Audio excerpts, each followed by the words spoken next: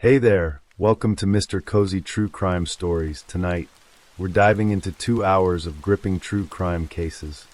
Real stories of mystery, betrayal, and cold-blooded crimes, all set against the soothing backdrop of rain. It's the perfect blend of calm and unsettling. If these cases draw you in, tap that like button, share with your fellow true crime lovers, and subscribe to join our curious community. I'm always wondering, where are you tuning in from? And what time is it for you right now? Drop it in the comments below. Now settle in, and let's dig into the darkness. Story 1. The Florida sun danced across the turquoise waters of the Atlantic, painting the horizon in shades of amber and gold as evening approached on May 14, 2017.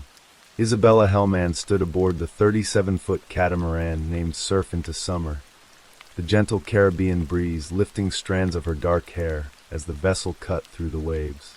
At 41 years old, she was finally on the delayed honeymoon she had long anticipated, sailing from Cuba toward the Florida Keys with her husband of just 3 months, Louis Bennett. The rhythmic sound of water against the hull should have been peaceful, romantic even, but beneath the surface of this idyllic scene lurked tensions that neither the ocean's vastness nor the promise of adventure could dissolve. Isabella's journey to this moment had been one of hope and reinvention. Born in Cuba, she had emigrated to the United States and built a life for herself in Delray Beach, Florida, where she worked as a real estate agent. She was a woman who believed in second chances, in the possibility of love finding you when you least expected it. Her relationship with Louis Bennett had begun as an online fling, a digital connection that blossomed across continents and time zones.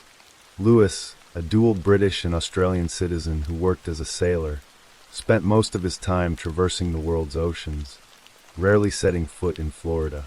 Their courtship had been unconventional. Isabella was always the one traveling to meet him, flying to ports in Southampton, Tahiti, Singapore, wherever his work took him. She had even flown to England to meet his parents, trying to weave herself into the fabric of his peripatetic existence. By early 2017, their whirlwind romance had produced both a marriage and a daughter. Little Amelia had arrived in the world, a tiny bundle of promise and complexity, and in February of that year, during a getaway to Atlanta, Georgia, Isabella and Louis had married. The couple had purchased a condominium in the Pine Ridge development of Delray Beach for $123,000, attempting to establish roots, to create something stable. But stability proved elusive. Friends and family members who knew Isabella well began to notice troubling signs in the relationship, shadows that lengthened as the months progressed. The marriage, observers noted, seemed fraught with discord from the beginning. Isabella and Louis disagreed on nearly everything concerning their daughter's upbringing. What Amelia should eat, what diapers she should wear, even whether she should wear a Baltic amber teething necklace. Louis was insistent that Isabella move with him to Australia, abandoning her life, her work, and her family in Florida, but she refused. The financial pressures mounting on the young family only intensified the strain. Despite their inability to pay bills, Louis had flown to Thailand just 3 months after Amelia's birth to attend a boxing academy, leaving Isabella alone with their infant daughter. Those close to Isabella reported that she and Louis slept in separate rooms, and that he was often controlling and angry when home, allegedly demeaning her at every opportunity. Text messages Isabella sent to Louis in the months before her disappearance painted a portrait of a woman growing increasingly afraid. On October 14, 2016, she had written to him expressing concerns about his behavior, messages that would later be scrutinized by investigators trying to piece together what had really happened aboard the Surf into Summer. Isabella confided in friends that perhaps Amelia had been born at the wrong time, that she and Louis simply did not get along when it came to their daughter. Louis had been pressuring Isabella to cut short her maternity leave and return to work, while she yearned to stay home and care for her baby. Isabella's family would later describe the unbearable pain of watching someone they loved trapped in a deteriorating marriage, sensing danger but unable to intervene in time. Yet despite the mounting evidence of marital strife, The couple embarked on their delayed honeymoon in late April 2017. Isabella flew to St. Martin on April 29th, where she met Louis. The plan was ambitious. They would sail from St. Martin to Puerto Rico, then to Cuba, and finally return to Key West, Florida. It was meant to be a romantic journey, an opportunity to reconnect away from the pressures of new parenthood and financial stress. They had taken similar trips before Amelia was born, but never just the two of them alone. Isabella's sister, Diana, spoke with her by phone on Sunday night, May 14th, at 8:25 p.m. Isabella explained that it had been difficult to connect the phone service, as Louis's friend had warned her it would be hard in the middle of the ocean. She told Diana they had just left Cuba and were sailing across the open water. Her last words to her sister were simple and full of anticipation. "I'll see you tomorrow." She would never make it home. In the early morning hours of May 15th, 2017, approximately 30 miles west of Cay Sal in the Bahamas, United States Coast Guard received a distress call. Louis Bennett reported that his catamaran had struck something and was taking on water. According to the account he would give to Coast Guard rescuers, he had gone to sleep below deck shortly after 8 o'clock in the evening, leaving Isabella on deck wearing a life jacket. He claimed he awoke in the middle of the night to find the vessel flooding and his wife gone. The Surf Into Summer, a 1986 Fountain Paget, Louisiana 37 sailing catamaran, was sinking. Bennett had managed to deploy a life raft and abandon ship, taking with him only a single backpack of personal belongings. A Coast Guard helicopter arrived at the scene, and a rescue swimmer descended to retrieve the lone survivor from his life raft. The rescue swimmer would later note something peculiar. Bennett's backpack was unusually heavy for someone fleeing a sinking vessel in the middle of the night. Louis Bennett was flown to the Florida Keys, wet and shaken but alive. Behind him, the Surf Into Summer slipped beneath the waves, and somewhere in that vast expanse of Caribbean water, Isabella Hellman had vanished without a trace. For 4 agonizing days, the Coast Guard conducted an extensive search of the waters where Isabella had disappeared. Helicopters crisscrossed the search grid, boats scoured the area, eyes strained against the glittering surface of the ocean looking for any sign of her. A piece of clothing, the life jacket Bennett claimed she had been wearing, anything. But the sea kept its secrets. No body was ever found. No debris that could definitively tell them what had happened to Isabella Hellman emerged from the depths. From the very beginning, something about Louis Bennett's story troubled investigators.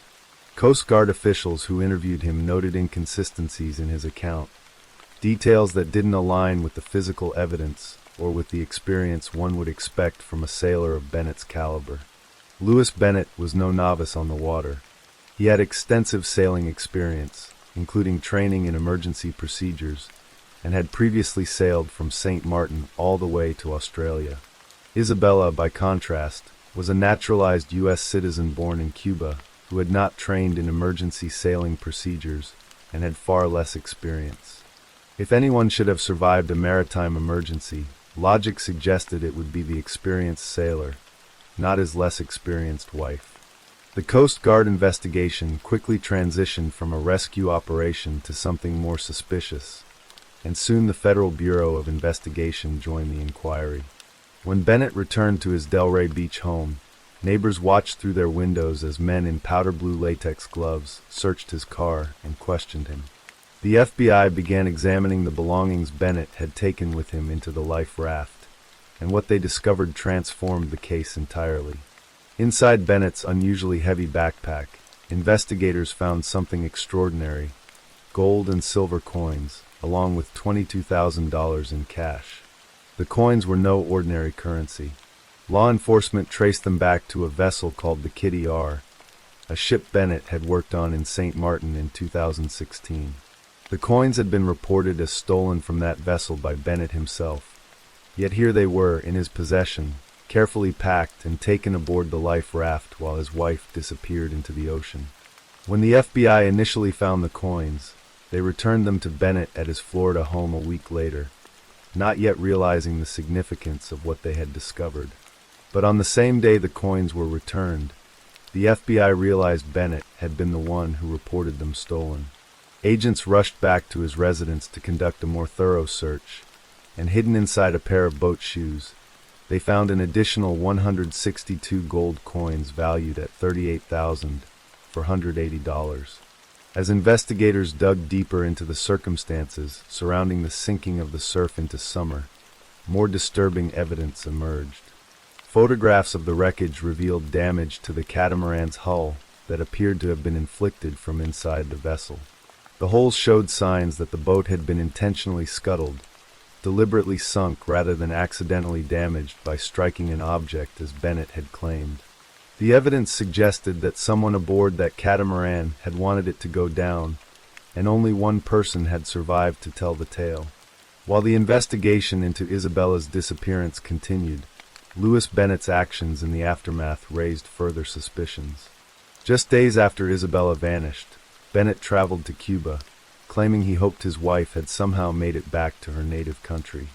He told reporters he found no signs of her and was no longer holding out hope that she was alive. But his behavior toward Isabella's family told a different story. On the Sunday following the incident, Bennett returned to pick up baby Amelia from Isabella's family. 2 hours later, he came back with a Boca Raton police officer, demanding the baby's belongings. The family, devastated and suspicious, watched helplessly as he took their granddaughter.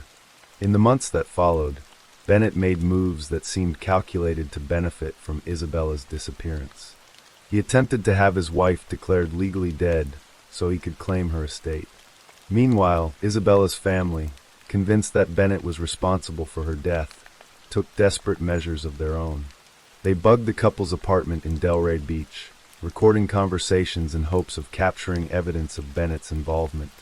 The recordings revealed the depth of the marital problems between Isabella and Louis, the financial struggles, the disagreements over raising their daughter, the pressure surrounding a potential move to Australia.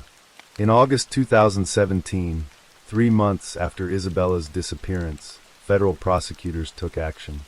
Louis Bennett was indicted on charges of smuggling stolen gold and silver coins. He pleaded guilty to transporting stolen property and received a 7-month sentence. But this was only the beginning. While Bennett served his time for the smuggling conviction, investigators continued building their case around Isabella's death. In February 2018, nearly a year after Isabella vanished, the other shoe dropped. Federal prosecutors charged Louis Bennett with second-degree murder on the high seas. The indictment alleged that Bennett had deliberately scuttled the surf into summer and left his wife of 3 months to die so he could obtain her estate. The prosecution believed they could prove that Bennett, motivated by the couple's marital strife and financial gain, had committed the ultimate betrayal on the dark waters of the Caribbean. Yet proving murder without a body is one of the most difficult challenges in criminal law. The case against Bennett, while compelling, was almost entirely circumstantial. There were no witnesses to what happened aboard that catamaran on the night of May 14th and into the early hours of May 15th. There was no confession, no forensic evidence that definitively placed Bennett's hands around his wife's throat or showed him pushing her overboard. There was only the suspicious sinking, the stolen coins, the lies, and the pattern of a troubled marriage. As the case moved through the legal system, Bennett's defense team understood the weakness in the prosecution's position. In November 2018, faced with the very real possibility that a jury might acquit him despite the suspicious circumstances, federal prosecutors made a difficult decision. They offered Bennett a plea deal. If he would plead guilty to involuntary manslaughter on the high seas, a lesser charge carrying a maximum sentence of 8 years, they would drop the second-degree murder charge. As part of the agreement, Bennett would have to waive his right to appeal his sentence and renounce all claims to Isabella's estate. The money would go to Amelia, Isabella's daughter. Bennett accepted the deal. By doing so, he admitted that Isabella's death had occurred as a result of his knowledge of circumstances that could have reasonably enabled him to foresee a threat to her life, and that he had negligently failed to act to prevent her death. It was not an admission of murder, but it was an acknowledgement that he bore responsibility for what had happened to his wife. Isabella's family initially asked the judge to reject the plea agreement, wanting Bennett to face the full weight of a murder trial. But the legal realities were stark, and eventually, the path forward became clear. A judge officially declared Isabella Hellman dead in May 2019, clearing the way for Amelia to inherit her mother's estate. The ruling granted the toddler $18,000 as a family allowance. On May 28, 2019, Louis Bennett stood before U.S. District Judge Federico Moreno in Miami for sentencing. He apologized to Isabella's family, a statement that rang hollow to those who had spent 2 years watching him evade full accountability for their loved one's disappearance. Bennett's defense attorney asked for leniency, citing his lack of a criminal history. But federal prosecutor Kurt Lunkenheimer painted a different picture, telling the court, Louis Bennett was selfish and focused on himself. He did nothing to look for her, plus his actions afterward doubled and tripled the pain of Hellman's family. Judge Moreno sentenced Bennett to the maximum term of 8 years in federal prison, followed by 3 years of supervised release and deportation. Bennett was also ordered to pay $22,910, the amount of cash seized from his backpack, in restitution to Amelia. There is no parole in the federal system, meaning Bennett would be required to serve at least 85% of his sentence. He was sent to the Federal Correctional Institution in Oakdale, Louisiana, with a scheduled release date of January 20th, 2025.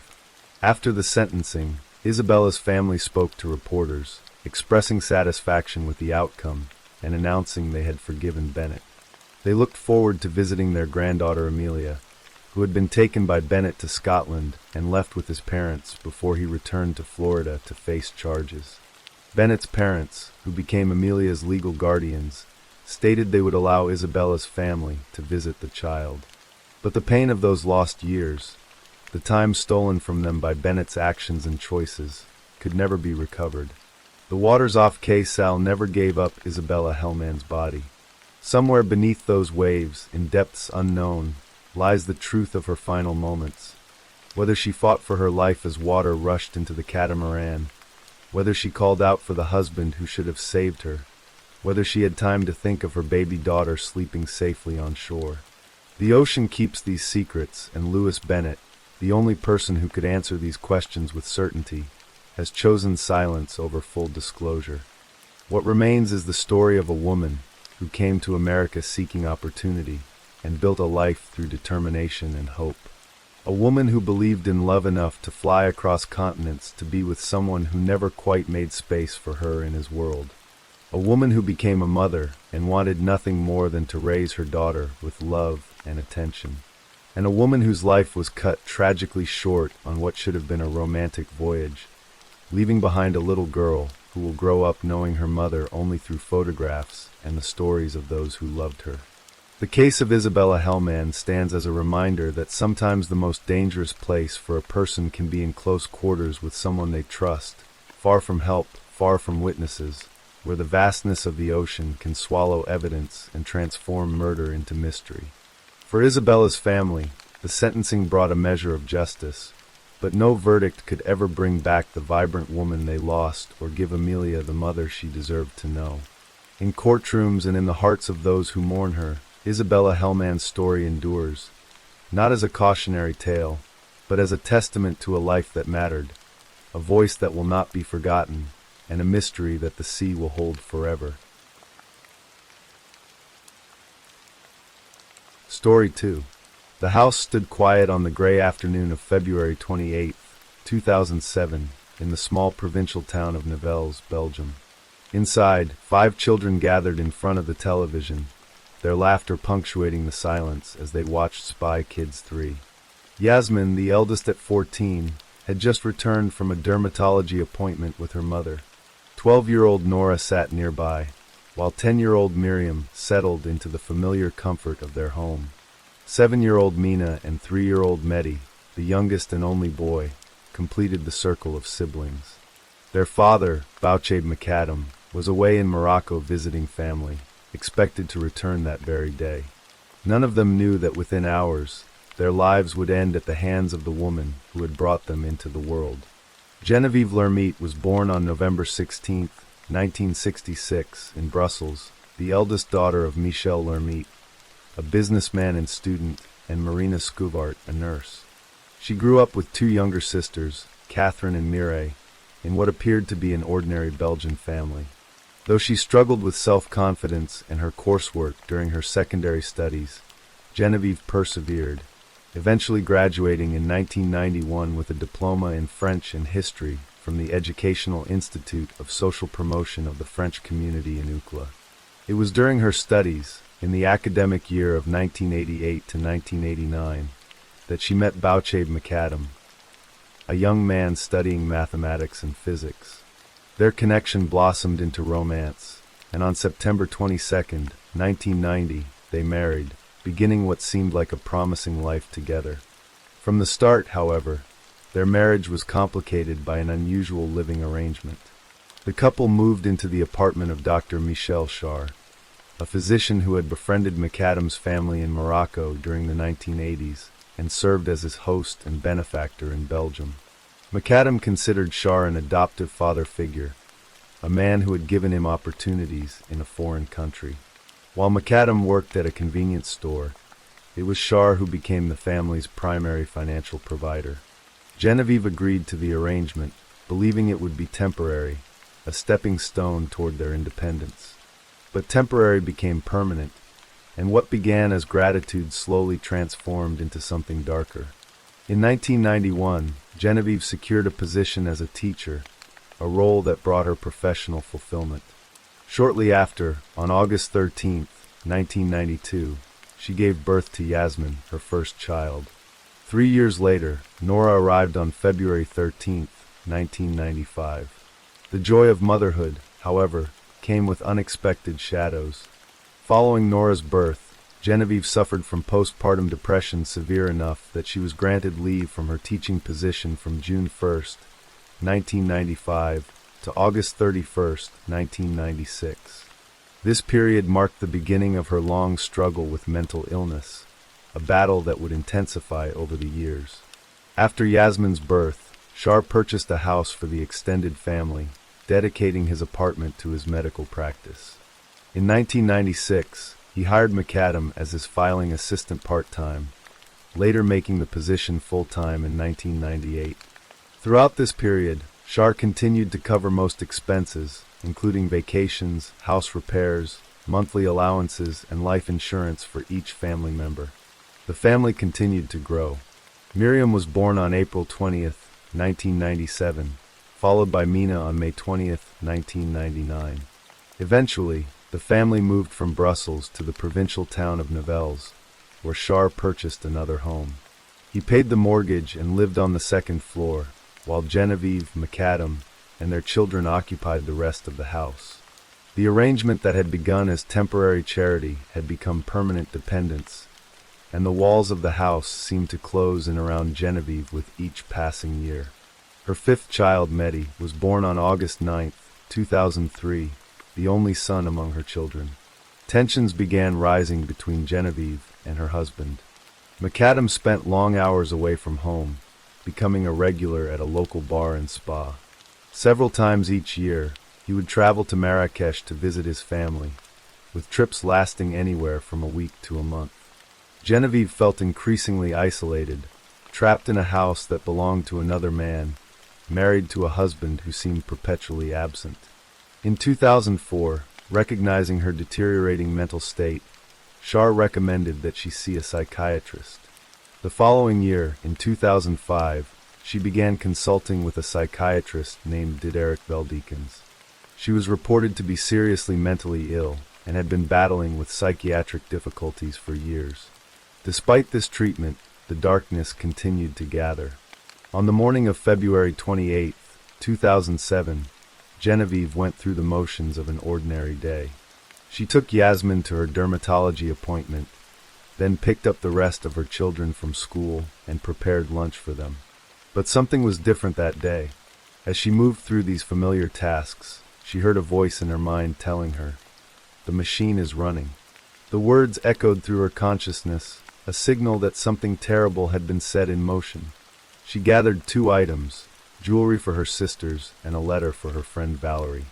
In the letter, her anguish spilled onto the page. She called Shar, who had stolen the intimacy between herself, McAdam, and their children. She accused her husband of being deaf and blind to her concerns about Shar's presence in their lives. After mailing the letters, she went to a grocery store and slipped 2 kitchen knives into her shopping bag. When she returned home, the children were still watching their movie. Genevieve hid the knives in a drawer, her hands steady despite the storm raging in her mind.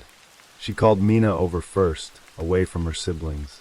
The 7-year-old came willingly, trusting her mother completely.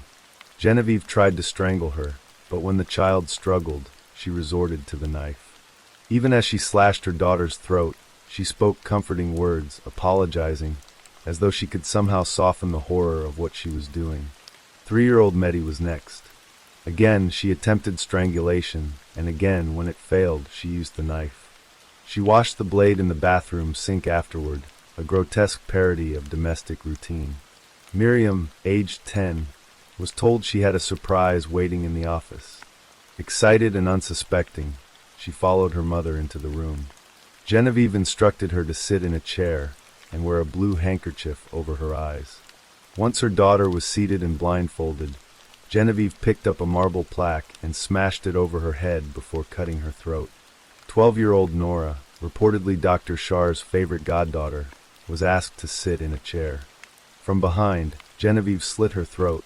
Afterward, in a moment of profound psychological disturbance, Yasmin, the eldest at 14, was the last. Genevieve called her over, using the same words she had with Miriam, promising a surprise. But Yasmin was older, perhaps more alert to the strange atmosphere in the house. When her mother attacked from behind as she entered the office, Yasmin managed to dodge the knife by diving to the ground. A desperate struggle ensued, the teenage girl fighting for her life against her own mother. She suffered multiple stab wounds before Genevieve finally stabbed her in the back and cut her throat. The house fell silent except for the sound of the television, still playing in the empty room. With all 5 of her children dead, Genevieve attempted to complete what she had planned. She tried to kill herself by falling on the knife, but the wound was not fatal. Realizing she would survive, she wrote "Call the police" in red marker on her door and dialed emergency services. When investigators arrived at the scene, they found something that would haunt them forever. The 5 children had been tucked into their beds by their mother, some with stuffed toys placed carefully in their arms. It was a final, terrible gesture of maternal care, as though she could somehow make them comfortable in death. The trial began on December 8, 2008, nearly 2 years after the murders, and lasted approximately 2 weeks, concluding on December 19, 2008, in the Assize Court of Brabant-Wallen in Nivelles. The courtroom was packed with observers, journalists, and those seeking to understand how such unspeakable horror could occur. Genevieve's lawyers were Daniel Sprudels and Xavier Magne, and the jury consisted of 8 women and 4 men. Genevieve confessed to murdering her children, so the trial focused not on whether she had committed the crimes, but on what had driven her to such an act. Prosecutor Pierre Rands opened with a description of the scene that had met emergency services on that February day, painting a picture of devastation that left the courtroom in stunned silence. He asked for a sentence of 30 years in prison. The defense presented psychiatric evidence that Genevieve was not of sound mind when she committed the acts. Multiple psychiatrists testified that she should not be held fully accountable for her actions due to her severe mental illness. They recommended that she be admitted to a psychiatric prison rather than a regular prison, arguing that she needed treatment more than punishment. Genevieve had been battling with psychiatric difficulties for many years, and she told the court that she had seen the murder of her children and her own suicide as her only way out of her unbearable situation. She described feeling trapped, suffocated by the presence of Shar in her home and by her husband's emotional absence. In her disturbed state, she believed that death was the only escape for herself and her children. The jury, however, did not follow the psychiatric recommendations. On December 19, 2008, They found Genevieve guilty of 5 counts of premeditated murder and sentenced her to the maximum penalty, life imprisonment.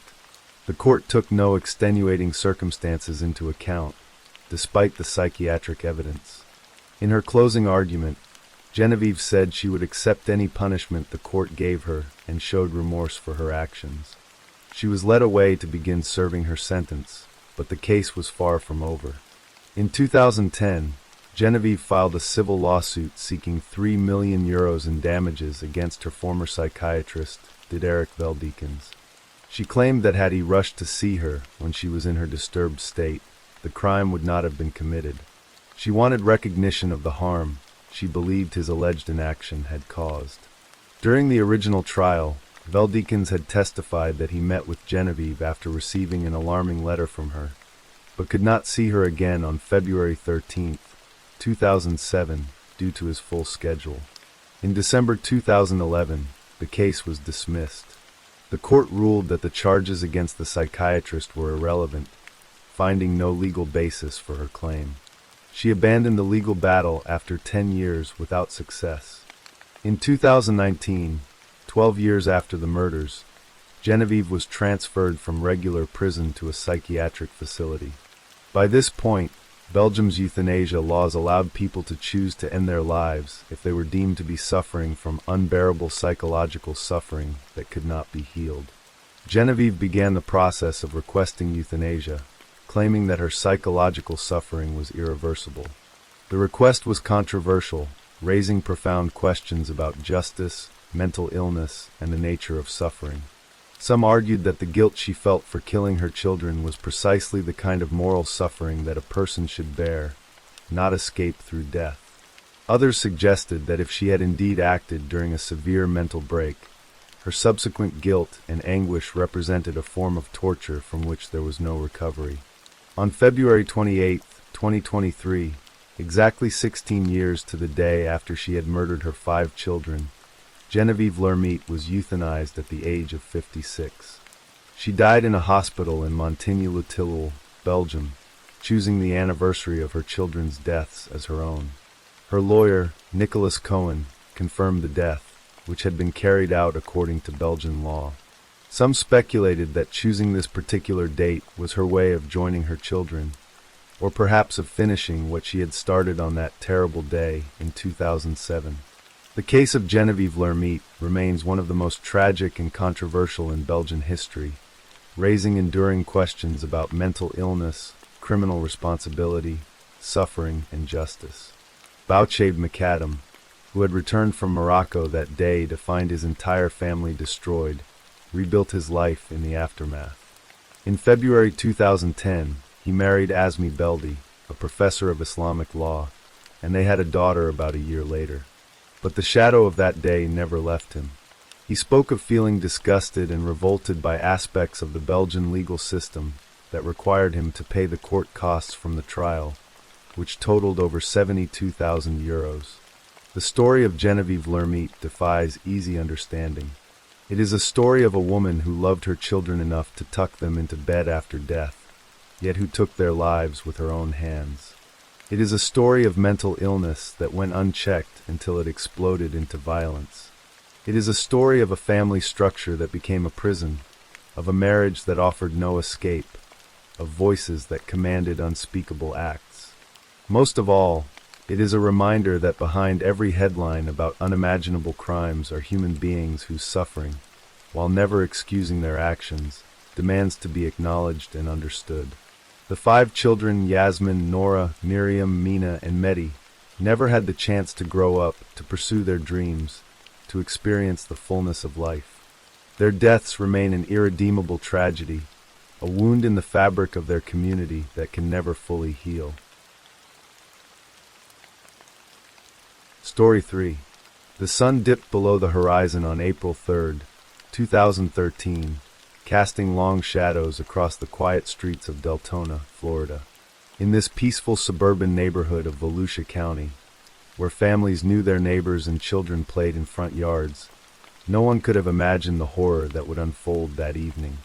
Across the street from each other on Horseshoe Terrace lived two neighbors whose lives had become increasingly entangled in the months leading up to that fateful night. One was James Schaefer, a 36-year-old limousine driver whose friendly demeanor made him well-liked in the community despite his struggles with disability. The other was Angela Stalt, a 41-year-old mother of two who went by the nickname Angel among friends and family. By the time the sun rose the next morning, one of them would be dead, and the other would set in motion a series of events so disturbing that they would shock even seasoned investigators. James Schaefer lived a quiet life in his home on Horseshoe Terrace. The limo driver, who weighed well over 200 pounds, had been receiving Social Security disability benefits that helped him make ends meet. He was a man who kept to himself for the most part, but he was known in the neighborhood as someone who wouldn't cause trouble. His relationship with his neighbor Angela Stalt had begun innocuously enough, a friendship born of proximity and circumstance. Law enforcement officials would later describe their relationship as platonic, though it had evolved into something more complicated than simple neighborly kindness. In October 2012, several months before that April evening, Angela Stalt had agreed to become the payee for James Schaefer's Social Security disability benefits. The arrangement seemed straightforward. Schaefer would receive his monthly payments of $1,230, and Stalt would receive $100 for managing the account. It was meant to be a simple favor, perhaps born out of Schaefer's difficulty managing his own finances. But from the very first month, problems emerged. Schaefer kept overdrawing the account, creating financial strain that would only worsen as the months passed. Angela Stalt's own life was in a state of transition. She was separated from her husband and had a boyfriend living in Texas, though she remained in Florida with her two teenage children, a 16-year-old daughter and an 18-year-old son. The house they shared was a cluttered space, messy enough that investigators who later visited would discuss the possibility of contacting Child Protective Services. In this chaotic domestic environment, the financial pressures mounting from Schaefer's repeated overdrafts became an increasingly heavy burden. What had started as a neighborly arrangement began to feel like a trap from which Stalt saw no easy escape. As winter turned to spring in 2013, the tension simmered beneath the surface of everyday life on Horseshoe Terrace. On the afternoon of April 3rd, Angela Stalt made a trip to Walmart.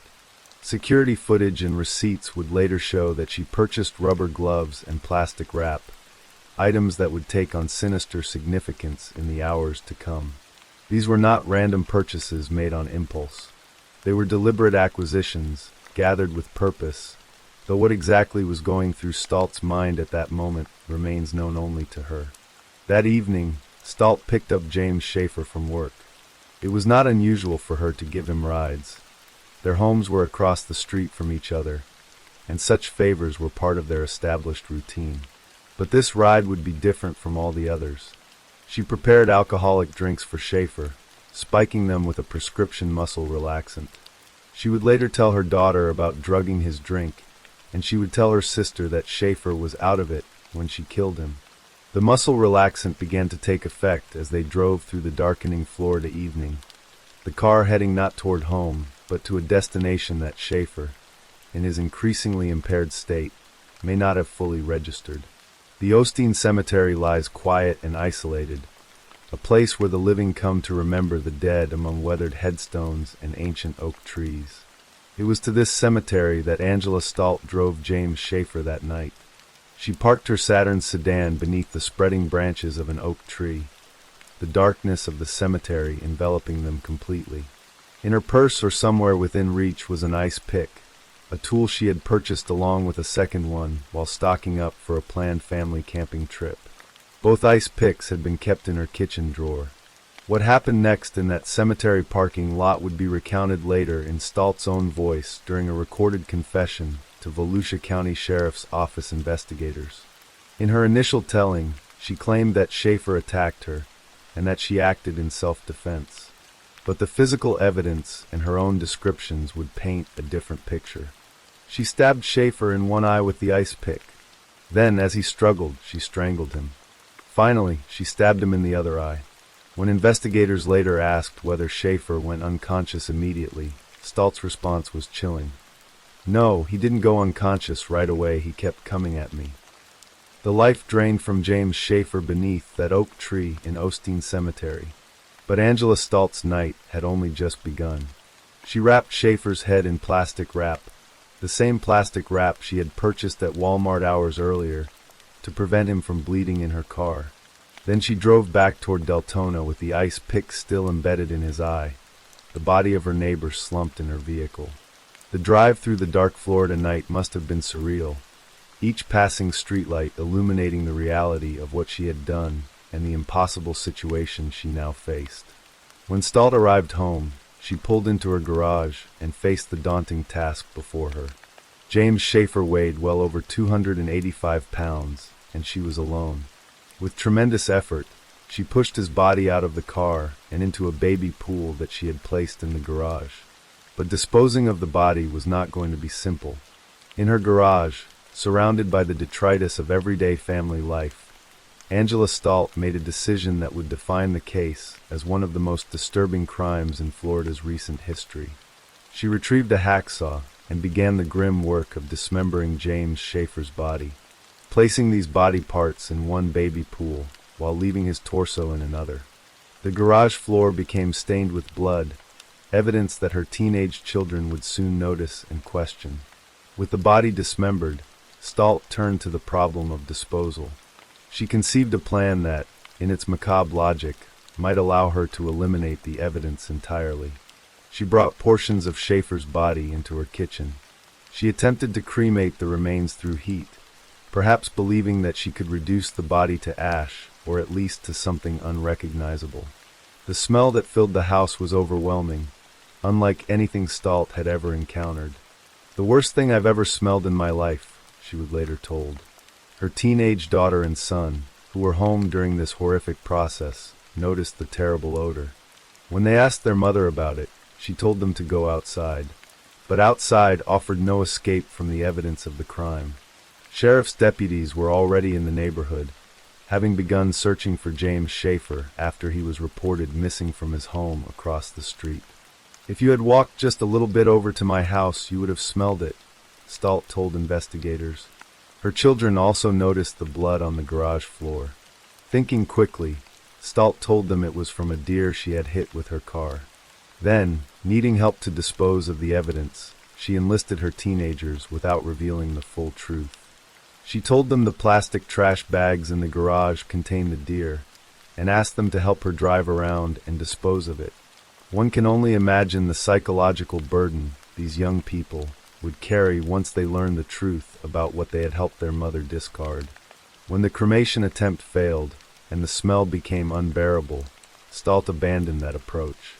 She bagged the remaining body parts in plastic trash bags and threw them out with the trash. It was a desperate final act, a hope that the normal machinery of waste disposal would remove the evidence of her crime. But such a plan was doomed from the start.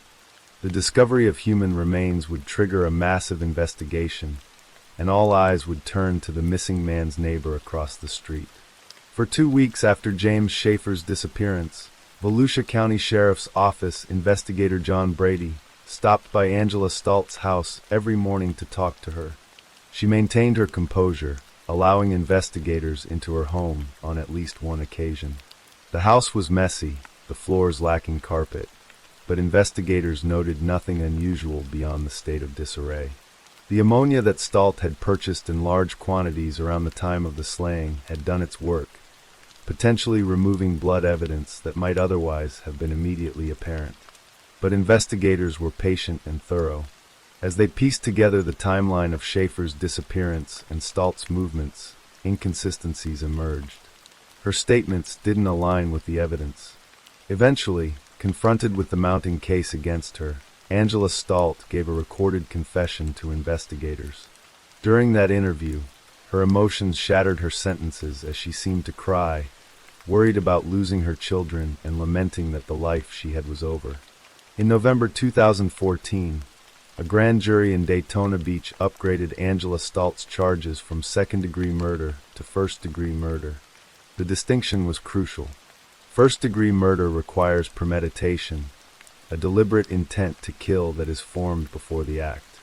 The prosecution would argue that the rubber gloves and plastic wrap purchased hours before the killing, the spiked drinks, the isolated cemetery location, and the subsequent dismemberment and attempted cremation all pointed to a planned murder rather than a spontaneous act of violence.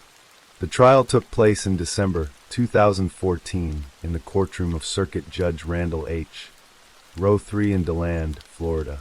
A jury of 9 men and 5 women, including 2 alternates, listened to days of testimony that painted a vivid and disturbing picture of the crime. They heard Stalt's recorded confession played in the courtroom, her voice filling the space with details that seemed almost impossible to comprehend. The jurors followed along with transcripts, their heads usually turned down at the papers in front of them, one occasionally sipping coffee as they absorbed the horrific narrative. Angela Stalt sat composed throughout the trial, dressed in black slacks and a dark sweater, occasionally brushing back her long brown hair. She displayed no emotion as her recorded voice described cutting up her neighbor and attempting to cook his remains. During breaks, she was observed laughing softly as she spoke with her attorney, Assistant Public Defender Jim Ballerino. The contrast between her courtroom composure and the emotional breakdown evident in her recorded confession was stark and unsettling. Stalt took the stand in her own defense. Dressed in black pants and a blue, sparkly blouse, she testified that James Schaefer had attacked her in the cemetery and that she had killed him in self-defense. But Assistant State Attorney Heather Trigones systematically dismantled that defense. She pointed to the premeditation evidenced by the Walmart purchases. She highlighted the fact that Stalt had spiked Schaefer's drink with muscle relaxants, hardly the act of someone expecting to be attacked. She emphasized the wrapping of Schaefer's head in plastic wrap to prevent bleeding, showing consciousness of guilt and planning. Trigones also brought up an unusual detail that spoke to Stalt's capacity for the gruesome task she had undertaken. Stalt had mentioned in her statements that she used an ice pick to stab fish because she didn't like touching them. Really? Trigones asked the jury. She doesn't like touching fish, but she manages to dismember a 285-pound human man and cook him, and then clean him, and then put him into trash bags. It was a devastating point that highlighted the calculated nature of Stalt's actions after the killing. Stalt's defense attorney conceded that his client was guilty of abusing a dead human body and tampering with evidence, but he argued there was no evidence to support the first-degree murder charge. Without witnesses to the actual killing besides Stalt herself, her daughter, and her sister who had been told different versions of events, he suggested reasonable doubt should prevail on the question of premeditation. But the jury was unconvinced. After nearly 3 hours of deliberation, the jury returned with their verdict. Angela Stalt showed no emotion as the clerk read guilty on the charge of first-degree murder. She remained impassive as the guilty verdicts were read for abuse of a dead human body and tampering with physical evidence. A bailiff approached with handcuffs, the metallic clicking echoing in the silent courtroom as he locked them on Stalt's wrists. On December 5, 2014, Circuit Judge Randall H. Row 3 sentenced Angela Stalt to life in prison without the possibility of parole, as required by law for first-degree murder convictions. He also sentenced her to 15 years for abusing a dead human body, to be served after the life sentence, and another 5 years for tampering with physical evidence, to follow the body abuse charge. It was a sentence that ensured Angela Stalt would never again walk free, that she would spend the remainder of her days behind bars, perhaps reflecting on the April night when financial pressures and whatever darkness resided within her had led to the unthinkable. The case of Angela Stalt and James Schaefer stands as a grim reminder that the most horrifying crimes can occur in the most ordinary places. On a quiet street in suburban Florida, where neighbors waved to each other and children rode bicycles, a relationship that began with a simple financial arrangement descended into murder and mutilation. The teenagers who helped dispose of what they thought was a deer would have to live with the knowledge of what they had unwittingly participated in. The community that had felt safe would have to reconcile with the reality that such evil had existed in their midst. For James Schaefer, a man who struggled with disability and relied on the kindness of others, his trust in a neighbor proved fatal. He could not have known, as he accepted those spiked drinks and rode in that car toward Osteen Cemetery, that his life was about to end. And for Angela Stalt, the woman who called herself Angel, the desperate attempt to solve a financial problem through violence only created a nightmare from which there could be no awakening, only the cold reality of a prison cell and the weight of what she had done.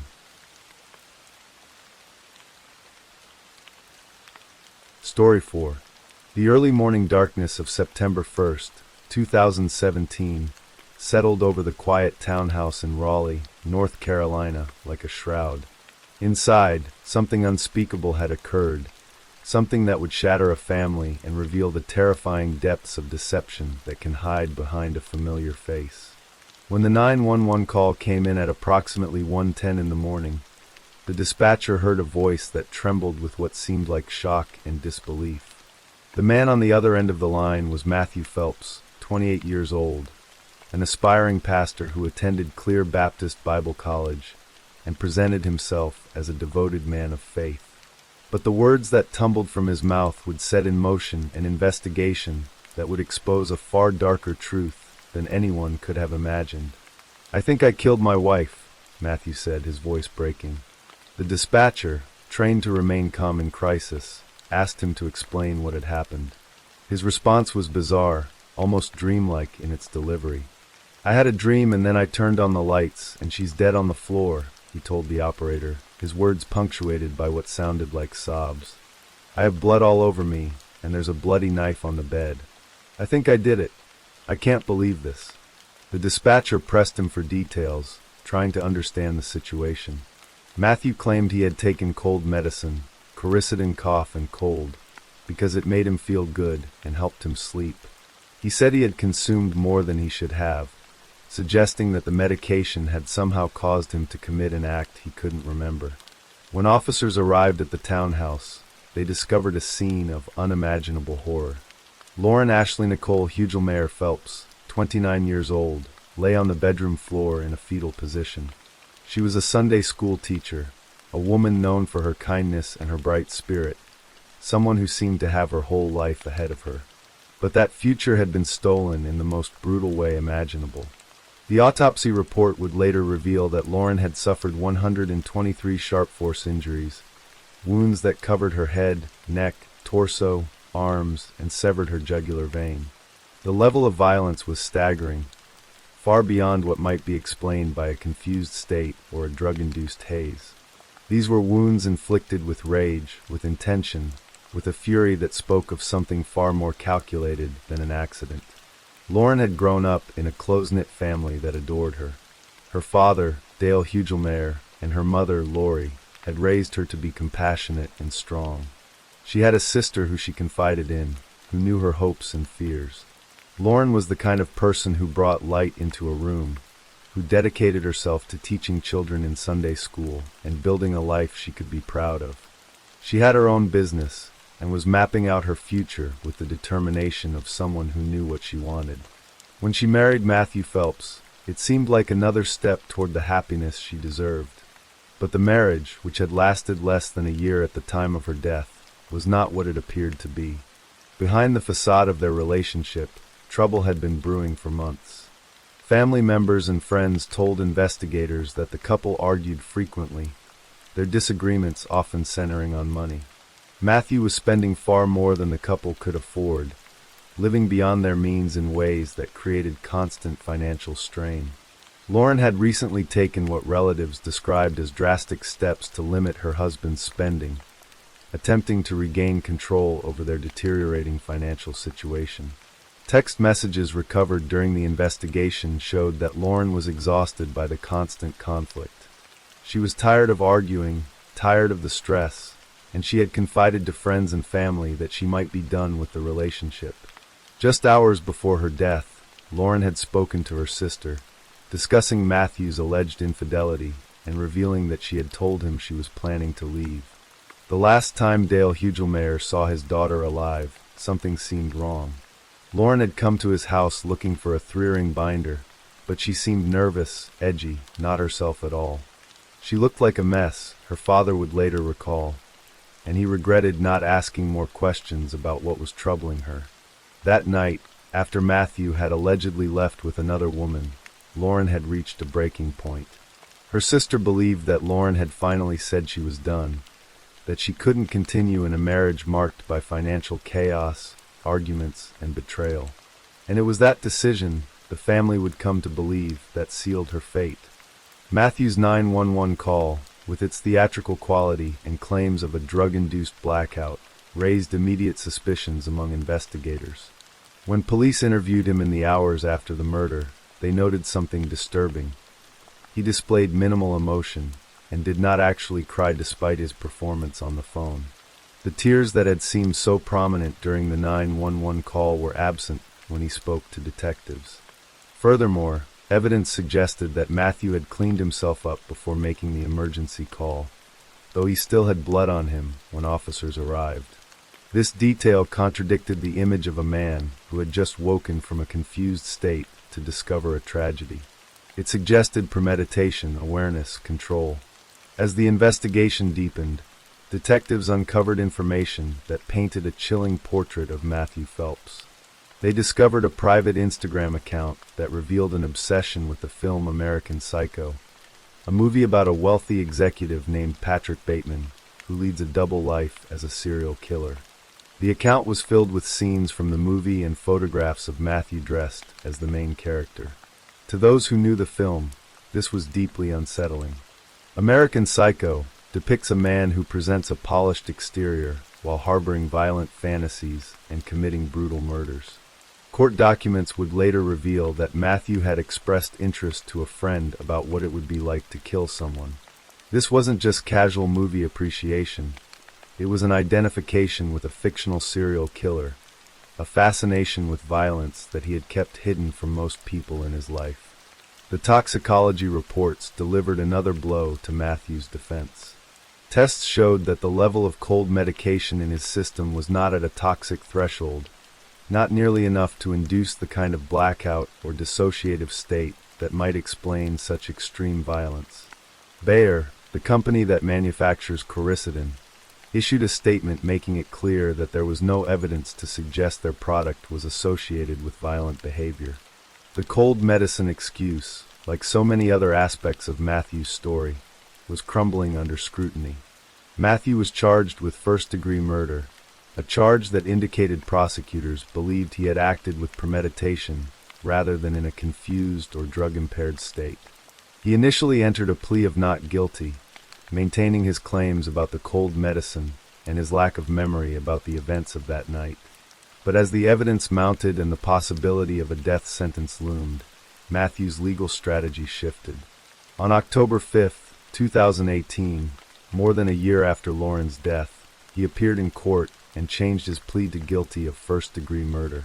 By admitting to the premeditated killing, he accepted that the act was intentional, not the result of any drug-induced stupor or dream state. In exchange for this plea, he avoided the possibility of execution and was sentenced to life in prison without the possibility of parole. The courtroom was packed with over 100 of Lauren's supporters on the day of sentencing. Many wore buttons bearing her image and t-shirts emblazoned with the hashtag Lauren's Light, a tribute to the brightness she had brought into the world. Matthew addressed the court, apologizing to Lauren's friends and family and saying that he felt like a monster. But his words offered little comfort to those who had loved Lauren. Her mother, Lori Hugelmeyer, spoke through tears about the devastating impact of losing her daughter. "I have struggled every day since September 1st, 2017 to process and deal with the murder of my child," she told the court, her voice breaking with grief. "There are times that I feel I won't survive it. The actions of Matthew James Phelps has forever changed me. This has broken me and my heart." Dale Hugelmeyer's pain was equally profound and tinged with anger that would never fade. When asked if he could forgive Matthew for what he had done, his response was immediate and unequivocal. "No, never," he said. "I mean, I'll take him to my grave, and I'll still hate him." He believed that Matthew had planned the murder from the beginning, that the entire scenario with the cold medicine and the supposed dream was a carefully constructed lie designed to avoid responsibility.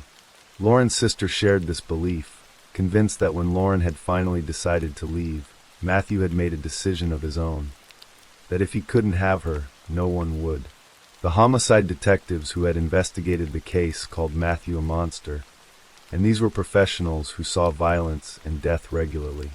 The brutality of Lauren's murder stood out even to those accustomed to investigating the worst of human behavior. In the aftermath of Lauren's death, her family was left to grapple with questions that would haunt them forever. What signs had they missed? What could they have done differently? Dale Hugelmeyer thought about it every day, wondering what he had failed to see, wishing he had kept his eyes more open and paid closer attention. The family also revealed disturbing information about Matthew's past that had emerged too late to save Lauren. 2 months before her death, Lauren had learned horrifying details about Matthew's previous marriage, including claims that he had assaulted his former wife and lied about the circumstances of their separation. These revelations added another layer of tragedy to the story, suggesting that warning signs had existed but had been concealed or minimized until it was too late.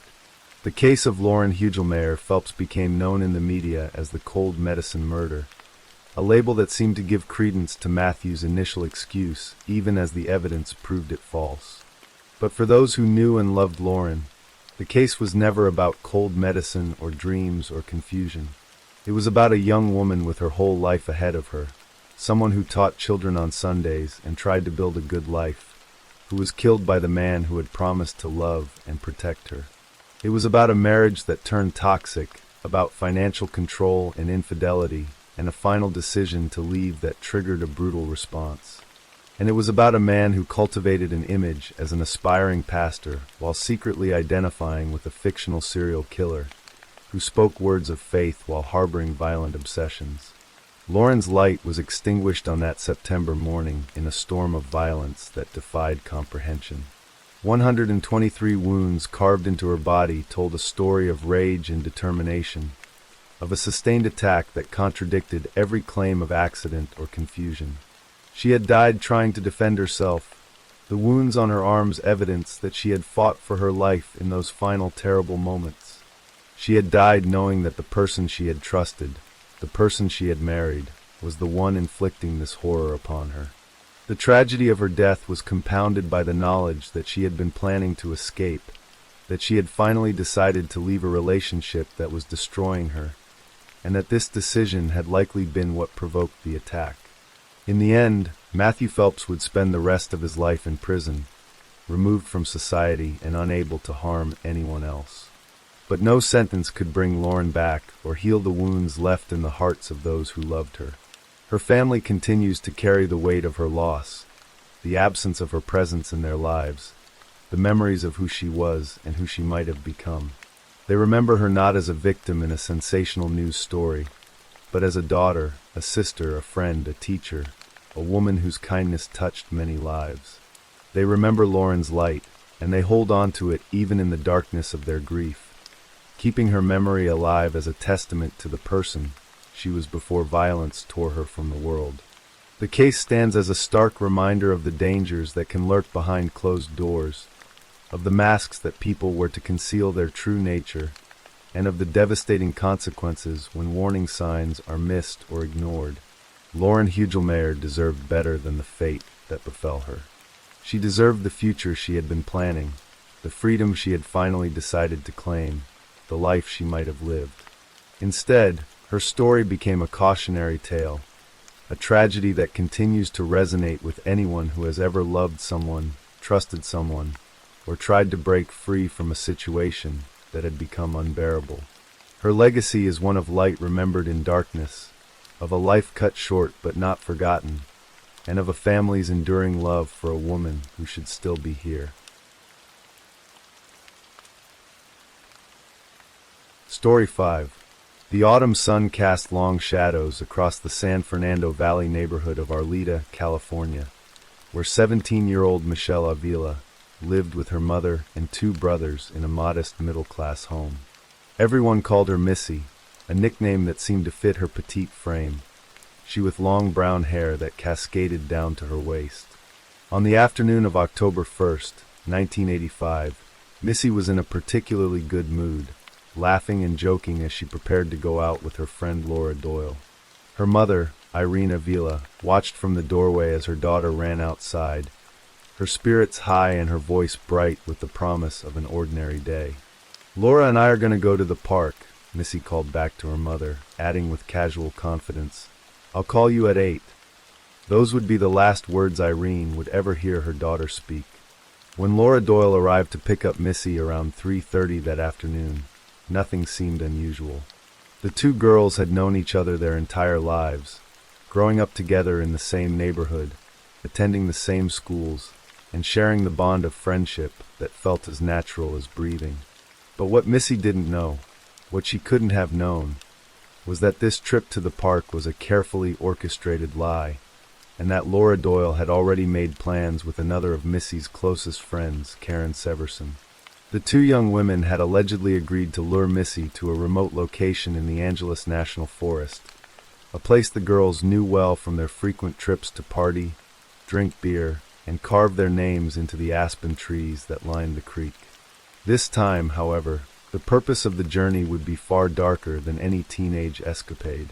To understand what happened to Missy Avila requires understanding the complicated dynamics that had developed among three girls who had been inseparable for most of their young lives. Michelle Avila, Karen Severson, and Laura Doyle had attended the same schools since elementary age, living in the same quiet Arleta community where everyone seemed to know everyone else. They were, as one friend described them, a lot like sisters. But beneath the surface of that sisterhood, something toxic had been festering for years, a poisonous mixture of jealousy, possessiveness, and resentment that would ultimately prove fatal. Missy had been placed in gifted classes during elementary school, showing academic promise that suggested a bright future. But after 6th grade, things began to change. She fell in with a crowd that regularly used drugs and skipped school, and her grades began to slip.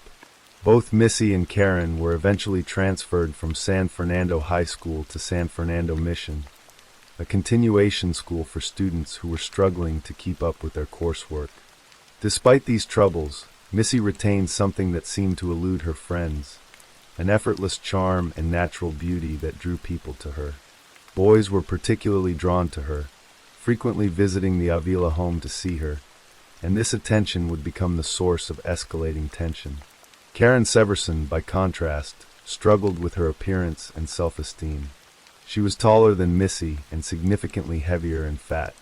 Friends recalled that people often made cruel comments about Karen's weight, and it was Missy who would consistently defend her, standing up for her friend even when others mocked her. But Karen's feelings toward Missy were complicated and deeply unhealthy. Multiple people who knew the girls, including Irene Avila herself, described Karen as having a strange obsession with Missy. If another girl would want to be Missy's friend, Karen would make sure that that girl did not get close to her. Karen was intensely possessive, wanting to control who Missy spent time with and where she went. If Karen didn't go anywhere, she didn't want Missy to go anywhere, one friend remembered. Laura Doyle was described as having an explosive personality, someone who was prone to dramatic displays of emotion. In junior high school, she would use pen knives or the sharp end of paper clips to carve boyfriends' initials into the palm of her hand, leaving scars that told stories of passionate but troubled relationships. Friends characterized Karen as loud and obnoxious, someone who started conflicts and made others uncomfortable. Both Laura and Karen seemed to live in Missy's shadow, watching as she effortlessly attracted the attention and affection they desperately craved. The breaking point came over romantic entanglements that all three girls found themselves trapped within. Missy had previously dated a young man named Randy Fernandez. Later, Karen became involved with Randy, and this created friction that caused Missy and Karen to stop speaking for at least a month before Missy's death. Just 2 weeks before the murder, Karen and another friend, Eva Kairumbalo, had visited the Avila home specifically to confront Irene about her daughter. "Karen started telling me a bunch of dirty things about my daughter," Irene remembered. She said my daughter took everybody's boyfriend away, and that she was a big flirt. Irene, offended by the accusations, ordered them to leave if they weren't going to speak respectfully. What Irene didn't realize at the time was that this confrontation was part of a building rage that would soon explode into unthinkable violence. On that October afternoon in 1985, Missy climbed into Laura Doyle's car, believing they were headed to a nearby park for a casual hangout. What she didn't know was that they were actually driving toward the Angeles National Forest, specifically to a remote area near Colby Canyon that the girls had visited many times before. This isolated spot, accessible only by a one-lane road and then by foot, featured a small clearing with large rocks scattered around a trickling creek. It was littered with beer bottles and cigarette butts, the debris of countless teenage gatherings. The trunks of quaking aspen trees bore the carved names of young lovers and friends, permanent testimonies to fleeting moments of connection. Following behind in a separate vehicle were Karen Severson and another friend, Eva Kairumbalo. Karen told Eva during the drive that she and Laura planned to scare Missy. It's unclear whether Eva fully understood what was about to happen, but what is certain is that the four young women parked their cars near the creek and walked down an embankment toward the water. The isolated location meant that whatever occurred would be witnessed by no one except those present. What happened next in that secluded clearing has been reconstructed through witness testimony and physical evidence, painting a picture of cruelty that shocked even hardened law enforcement officials. Karen and Laura began confronting Missy, their voices rising as they accused her of sleeping with their boyfriends. The argument escalated rapidly, fueled by months or perhaps years of accumulated resentment and jealousy. At some point during this confrontation, in an act that seemed designed to terrorize and degrade, someone took a knife and began hacking off Missy's beautiful waist-length brown hair. Irene Avila would later say, "They did that to make her look ugly. That was their way of torturing her." Eva Kairumbalo, frightened by what she was witnessing, ran back up the embankment toward the parked cars. What she left behind was a scene of unimaginable violence. Laura Doyle stepped into the shallow creek, and Karen Severson pushed Missy toward her. Laura grabbed Missy by the wrist and pulled the petite girl into the water. Then, in those cold inches of mountain stream water, barely deep enough to cover a person's face, they held Missy's head down until she drowned. Her small body, which had once danced with life and laughter, went still beneath their hands. When Karen and Laura finally returned to where the cars were parked, they found Eva waiting. Karen immediately jumped into her car and drove away without a word. It was Laura who turned to Eva and spoke the words that would haunt the investigation for years. "We killed Missy." When Eva asked if she was certain Missy was dead, Laura confirmed it without hesitation, adding coldly that Missy deserved to die because she had been intimate with Laura's boyfriend. Before leaving the scene, the killers had placed a heavy log, weighing approximately 100 pounds and measuring 5 feet long, on top of Missy's body, ensuring she would remain submerged in the shallow water. When Laura Doyle called the Avila home at 6 o'clock that evening asking to speak to Michelle, Irene Avila was confused. "What are you talking about?" "She's with you," Irene replied. Laura claimed she had left Missy at Branford Park in Arleta while she went to get gas, saying that when she returned, Missy was talking to 2 young men in a blue Chevrolet Camaro. Laura said that when she came back a short time later, Missy and the men were gone. "The phone call hit me kind of funny," Irene would later recall. When 8 o'clock came and went without the promised call from Missy, Irene's worry transformed into dread. She stayed up all night with the front door open, watching and waiting for her daughter to come home. Missy never did. 3 days later, on October 4th, 1985, 2 hikers making their way through Big Tujunga Canyon in Angeles National Forest made a horrific discovery. They found Missy's body face down in the creek, pinned beneath a log, her butchered hair scattered on the bank nearby. The Riverside County Coroner's Office ruled the death a homicide by drowning. The news devastated the Avila family and sent shockwaves through their tight-knit community. But the most shocking part of this tragedy was yet to come. In the days, weeks, and months following Missy's murder, Both Karen Severson and Laura Doyle inserted themselves deeply into the grieving Avila family's life. Laura attended Missy's funeral and sent Irene a sympathy card expressing how heartbroken she was, writing that Irene was not only Missy's mother, but hers as well. Karen's performance was even more elaborate and disturbing. She moved into the Avila home to console the devastated family, seeing Irene every single day and witnessing firsthand the hell the family was enduring. Karen would visit Missy's grave regularly, bringing flowers and even a Christmas tree. She wrote letters to Missy and appeared consumed by grief. She was there to comfort me, Irene remembered. I trusted Karen so much. We all trusted her. She was my daughter's best friend. They grew up together. That girl was part of this family. Karen joined the Avila family for Thanksgiving dinner, sitting at their table while knowing exactly what had happened to Missy. She even helped Irene search for the killer, accompanying her on late-night hunts for blue Camaros matching the description Laura had provided. I would stop guys in the street at 11 o'clock at night and make them get out of their cars. And Karen would be right there next to me the whole time, Irene recalled, adding sadly, I feel bad. I hassled innocent people. Karen would tell Irene repeatedly, oh, the minute we find this animal who did this to her, I will be sitting right by you in the courtroom. Irene now understood why Karen had spent so much time with the family after Missy's death. She wanted to be one step ahead of everybody else. Mark Avila, Missy's brother, came to believe that Karen's motivations went even deeper. I think Karen wanted to be part of the family, he said. She wanted to be Missy.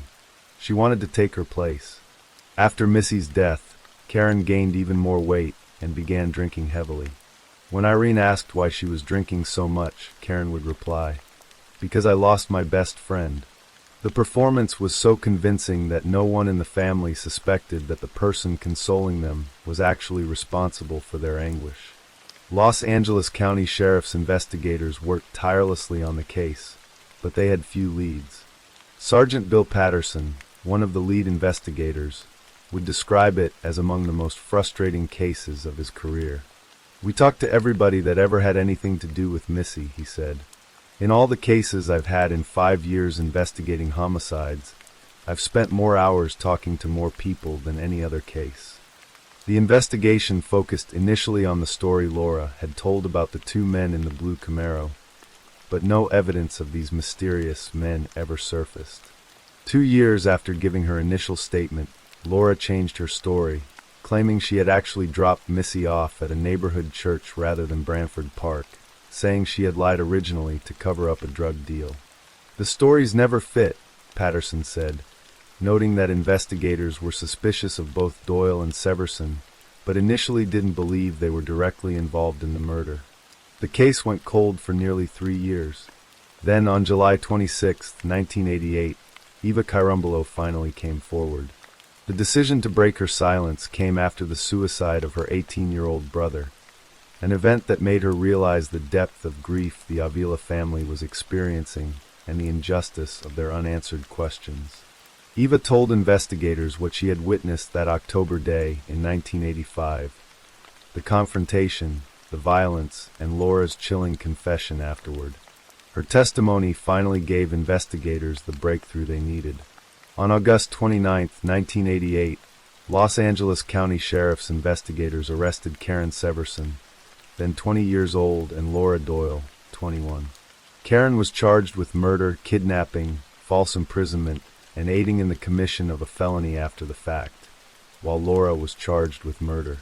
When Irene Avila learned that her daughter's killers were the two young women she had trusted and allowed into her home and heart, the news was physically devastating.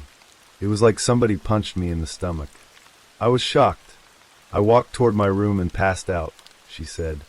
The trial of Karen Severson and Laura Doyle began in early 1990 in Pasadena Superior Court. Deputy District Attorney Tamia Hope argued forcefully that the defendants should be convicted of first-degree murder, asserting that the evidence clearly showed they had planned to kill Missy when they lured her to the forest. Hope characterized Missy as an outgoing, pretty Arleta girl who was popular with her high school classmates, whose only problem was that she was very popular with the boys, and this drove Laura Doyle and Karen Severson crazy. Eva Chirumbolo testified as the prosecution's key witness, recounting the events of that terrible day. She described how Karen had told her during the drive that they planned to scare Missy, the escalating argument at the creek, and the moment she ran back to the cars, too frightened to watch what was happening. She testified about Laura's confession immediately afterward, and explained why she had waited nearly 3 years to come forward. She had been afraid for her own life.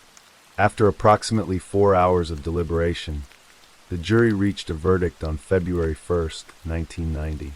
Karen Severson and Laura Doyle were both found guilty, but of second-degree murder rather than first-degree. The jurors explained afterward that while they had no doubt the defendants had participated in the murder, they were not convinced it had been premeditated. "We thought they just got carried away and didn't know when to stop," one juror explained. Several jurors also expressed doubts about Eva Chirumbolo's credibility, feeling she might have been holding back information to protect herself. On March 9, 1990, Judge Jack B. So sentenced both women to 15 years to life in state prison. The Avila family was devastated by what they saw as an inadequate sentence. "Second-degree murder just doesn't make us feel any better," said Mark Avila, expressing his belief that the women deserved a first-degree murder conviction with its harsher penalties. Irene Avila, though relieved the trial had ended, was racked with grief. "But it's never going to be over because I don't have my daughter," she said, shaking and in tears as she spoke to reporters. "When they killed her, they killed a part of me. If it wasn't for my family, I would not have survived this." Karen Severson was ultimately released from prison on December 9, 2011, after serving 21.5 years. Laura Doyle was released in December 2012 after serving 22 years. In 2015, Irene Avila and her family filed a civil wrongful death lawsuit against Karen Severson, alleging wrongful death, slander, and infliction of emotional distress. The lawsuit detailed how Severson and Doyle had assaulted, battered, tortured, disfigured, maimed, and murdered Missy, describing how they physically abused her, including tearing off her earrings and hacking off her long hair before drowning her. The family sought to hold Severson accountable in ways the criminal justice system had failed to do. The murder of Michelle "Missy" Avila remains one of the most disturbing cases of teenage violence in California history, not just because of the brutality of the crime itself, but because of the calculated deception that followed. Two young women who had grown up alongside their victim, who had shared countless memories and experiences, were able to murder her and then seamlessly integrate themselves into her grieving family's life, accepting their tears and trust while harboring a terrible secret.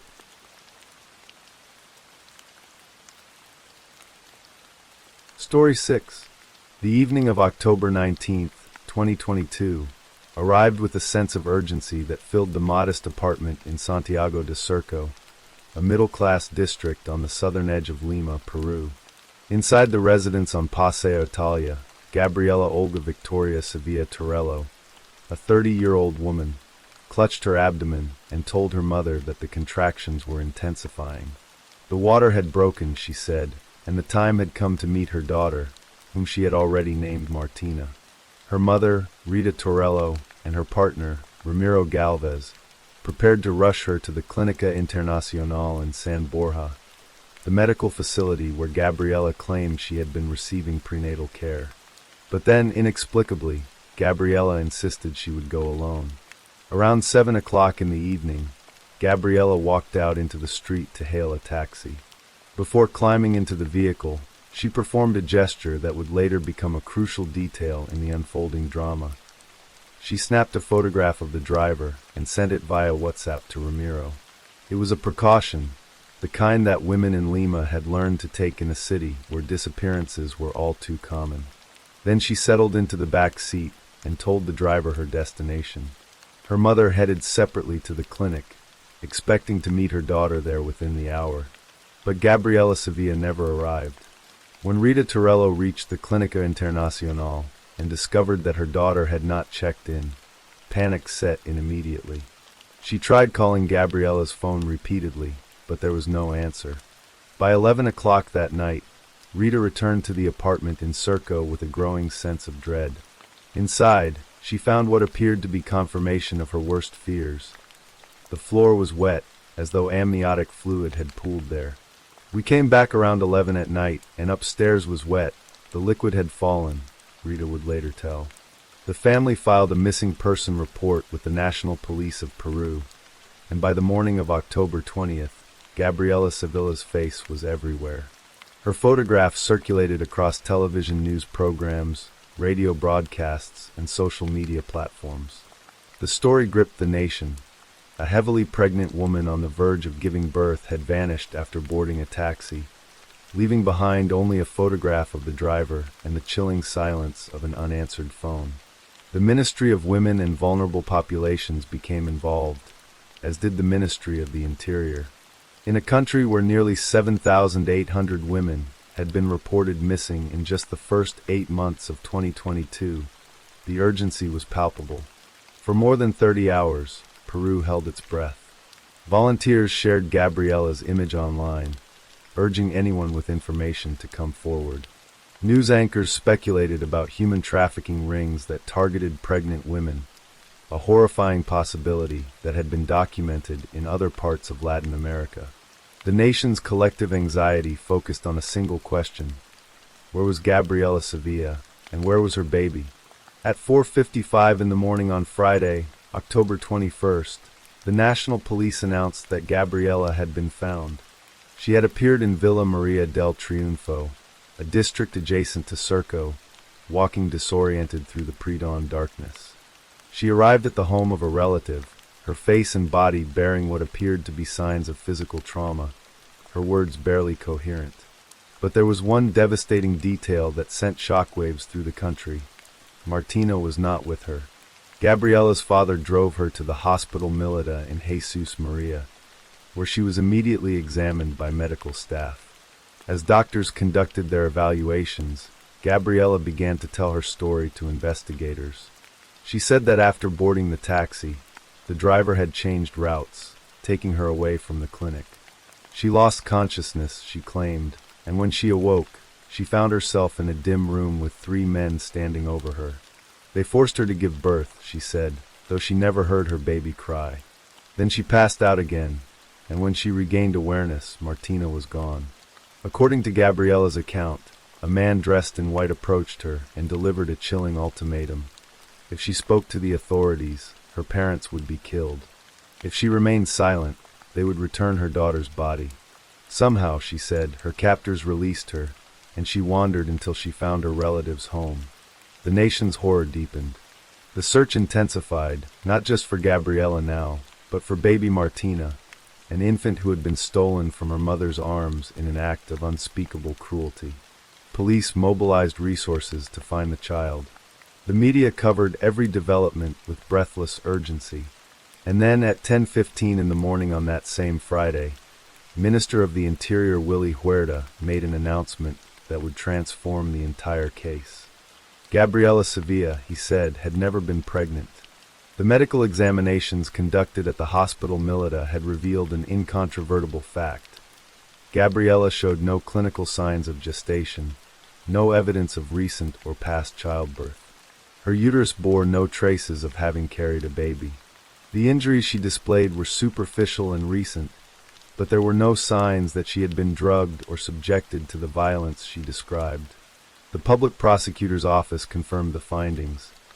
The young woman reported as missing does not present clinical signs of gestation, recent or old childbirth, although she does show recent traumatic body injuries. The revelation sent Peru reeling. If Gabriela had never been pregnant, then Martina did not exist. And if Martina did not exist, then what had happened during those 36 hours when the entire country had been searching for a missing mother and baby? That Friday afternoon, Gabriela left the Hospital Milita wrapped in blankets, surrounded by journalists and cameras. Her face was strained, her voice breaking as she insisted that she had been pregnant, that she had proof. "I have records of her heartbeats and ultrasounds," she told reporters. "How can they tell me it's not true?" She spoke of the pain of seeing her daughter's empty nursery, of the injustice of being doubted when she was the victim. She vowed to find Martina herself. But even as Gabriella spoke, investigators were uncovering a trail of deception that stretched back months. The key to understanding what had truly transpired lay with Ramiro Galvez, Gabriella's 36-year-old partner. The two had met in 2020 through the dating app Tinder, and Ramiro's family had initially found Gabriella to be charming and likable. They had formalized their relationship in 2021, but by the end of that year, they had separated. Then, several months later in 2022, Gabriella reappeared in Ramiro's life with unexpected news. She was pregnant with his child. Ramiro wanted to believe her. He made plans for the baby's arrival, purchased supplies, and prepared emotionally to become a father. But as the months passed, doubts began to creep in. Gabriella had told him the due date was late August 2022, but September arrived, then early October, with no signs of labor. She never showed him complete medical records, only a single gynecological report and a few ultrasound images. Growing increasingly suspicious, Ramiro decided to investigate. He contacted the Clínica Internacional in San Borja, the facility where Gabriella claimed to be receiving prenatal care. The records showed that while Gabriella had visited the clinic, none of her appointments had been related to pregnancy. She had received treatment for other medical issues, but there was no prenatal care documented. Then Ramiro took the gynecological report that Gabriella had provided and brought it to the doctor whose name appeared on the document. Dr. Aristoteles Logis examined the paper and immediately recognized that something was wrong. The document used his letterhead and appeared to bear his seal, but the registration number from the medical college was incorrect. "She falsified one of my documents," the doctor exclaimed. The code actually belonged to a specialist in aesthetic medicine, not to Dr. Logis. On the afternoon of October 18, 2022, the day before Gabriella's disappearance, Ramiro confronted her with his findings. He showed her the evidence that the medical documents were forged, that the clinics had no record of prenatal visits. Gabriella broke down in tears. The conversation was tense and painful, filled with accusations and denials. The next day, October 19th, Gabriella sent Ramiro a WhatsApp message insisting she was telling the truth. She claimed her water had broken and sent him a photograph of a bloodied towel as proof. She told him to meet her at the clinic. Then she vanished.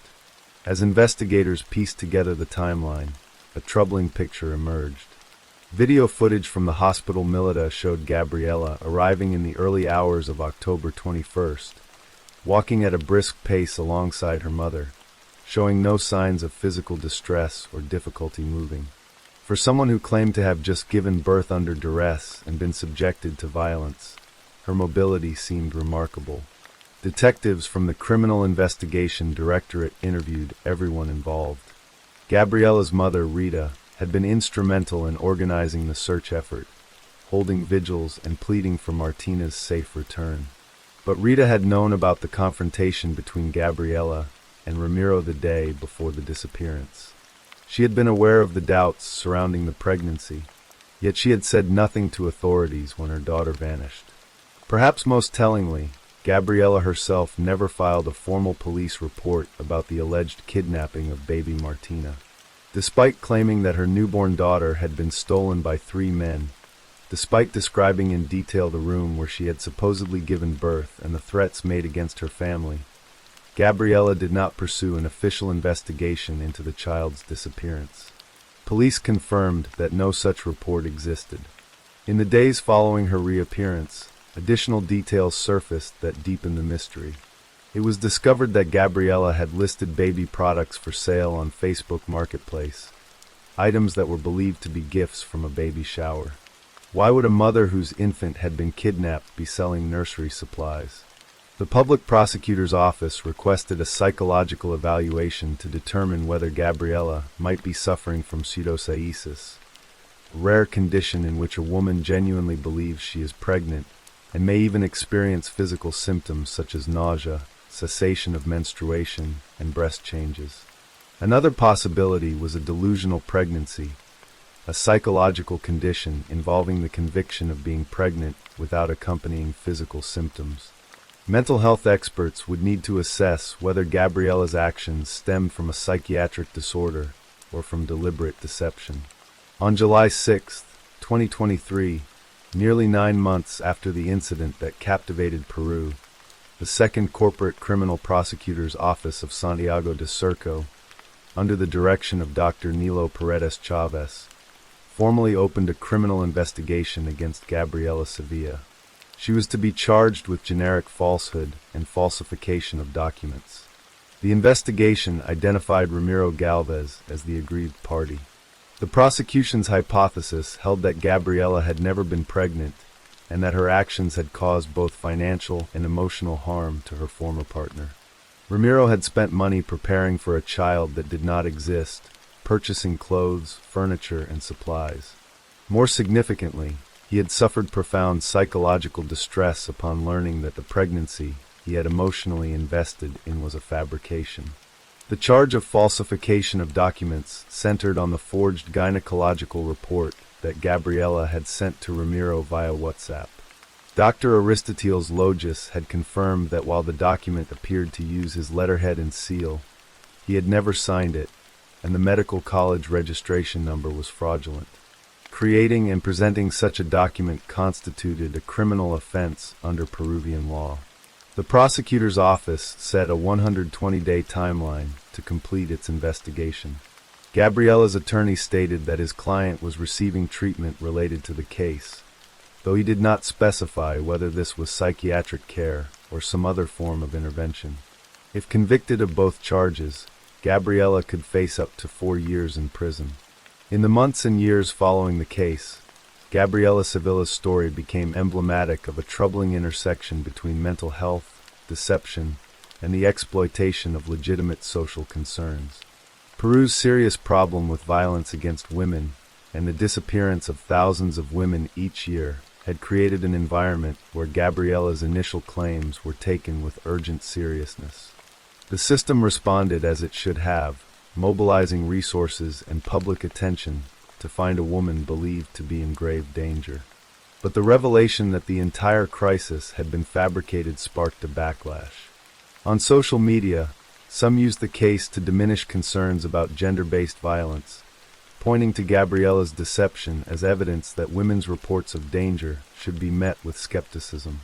Others speculated that she had orchestrated the entire scheme to trap Ramiro into staying with her, a theory that reflected deeply ingrained misogynistic assumptions about women's manipulation of pregnancy. Yet mental health professionals cautioned against rushing to judgment. If Gabriela was indeed suffering from pseudopsoriasis or another psychological condition, she would be a patient in need of treatment, not simply a criminal deserving punishment. The line between mental illness and criminal culpability is often blurred, and without the results of a comprehensive psychiatric evaluation, it remained impossible to fully understand what had driven her actions. For Ramiro Galvez, the experience left deep scars. He had believed he was about to become a father, had prepared his life and heart for a child, only to discover that everything had been an illusion. The betrayal cut to the core of his ability to trust, not just in Gabriela, but in the fundamental honesty of human relationships. He had spent months caught between hope and doubt, seeking consultations with multiple gynecologists as the due date came and went, desperately wanting to believe Gabriela, even as evidence mounted against her. Gabriela's parents, who had initially defended their daughter's version of events with passionate conviction, retreated from public view after the truth emerged.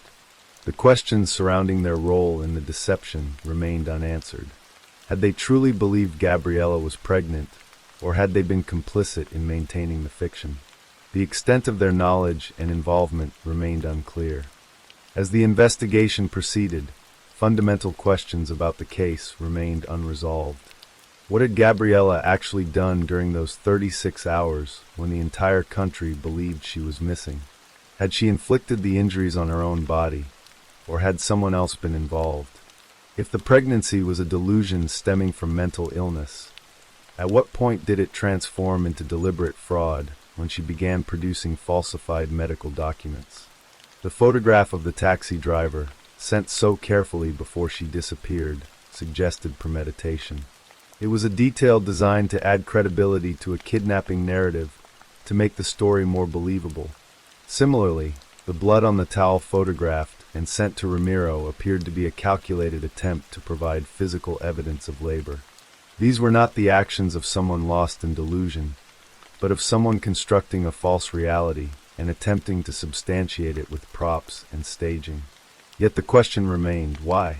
If Gabriella knew she was not pregnant, what did she hope to achieve by disappearing and claiming her non-existent baby had been kidnapped? Did she believe that the public spectacle would somehow force Ramiro to recommit to their relationship? Did she think that once she reappeared, the story would simply fade away and she could claim a miscarriage or other explanation? Or had she become so entangled in her own web of lies that she saw no way forward except to create an even more elaborate fiction? The case of Gabriela Sevilla held up a mirror to Peruvian society, reflecting both its strengths and its vulnerabilities. The immediate, massive response to her disappearance demonstrated a collective commitment to protecting women and finding the missing. Within hours, her image had reached millions, and both government institutions and ordinary citizens had mobilized to help. This was the society at its best, responding with empathy and urgency to a person believed to be in danger. But the aftermath revealed the fragility of that solidarity. When the deception was exposed, the conversation shifted away from the genuine crisis of violence against women and toward questions of whether such reports could be trusted. The case became ammunition for those who wished to minimize or dismiss women's accounts of danger, a development that advocates for gender equality viewed with deep concern. Mental health experts used the case to highlight the need for better understanding and treatment of psychological disorders related to pregnancy and reproduction. Pseudocyesis and related conditions are rare but real, and women suffering from them require compassionate medical intervention, not criminal prosecution alone. The case raised questions about how the justice system should handle situations where mental illness and criminal behavior intersect. By early 2025, more than 2 years after the incident, questions about the final resolution of Gabriela's case persisted. Public interest had waned, and she had largely disappeared from media coverage. Whether she received psychiatric treatment, whether the criminal charges proceeded to trial, whether she was convicted or acquitted, these details remained obscure to the public that had once followed her story so intensely.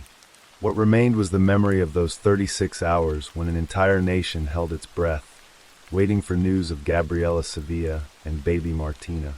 It was a moment of collective anxiety and hope that ended not with relief but with confusion and betrayal. The case served as a reminder that truth is often more complicated than it appears, that human psychology holds depths that defy easy explanation, and that the line between victim and perpetrator can sometimes blur in ways that challenge our understanding of justice, compassion, and accountability. Gabriela Sevilla's story, whether it was the product of mental illness or calculated deception, illuminated the profound power of a fabricated narrative to capture public attention and mobilize resources. It demonstrated how a single person's actions, driven by motives that may never be fully understood, could manipulate the emotions of millions and exploit genuine social concerns for personal ends. And it left behind a cautionary tale about the need to balance immediate, compassionate response to reports of danger with careful investigation of the facts, ensuring that neither skepticism nor credulity prevails at the expense of truth. Story 7. On a crisp Monday morning in November 2003, the suburban landscape of Powder Springs, Georgia, hummed with the ordinary rhythm of American life. The Oakwind subdivision, a freshly developed cluster of homes nestled in Cobb County, just northwest of Atlanta, represented the kind of dream that drew young families to the area: new construction, spacious lots, and the promise of a fresh start in a safe neighborhood. At the heart of that promise stood a model home, carefully staged with furniture and decorated to help prospective buyers envision their future. Inside that model home was a small sales office where two women worked, their lives dedicated to helping others find their piece of the American dream. Cynthia Williams was 33 years old, a woman whose warmth and professionalism had earned her respect in the competitive world of real estate. Those who knew her described a person who had found her calling in connecting people with homes, someone who understood that behind every sale was a family's hopes and anxieties.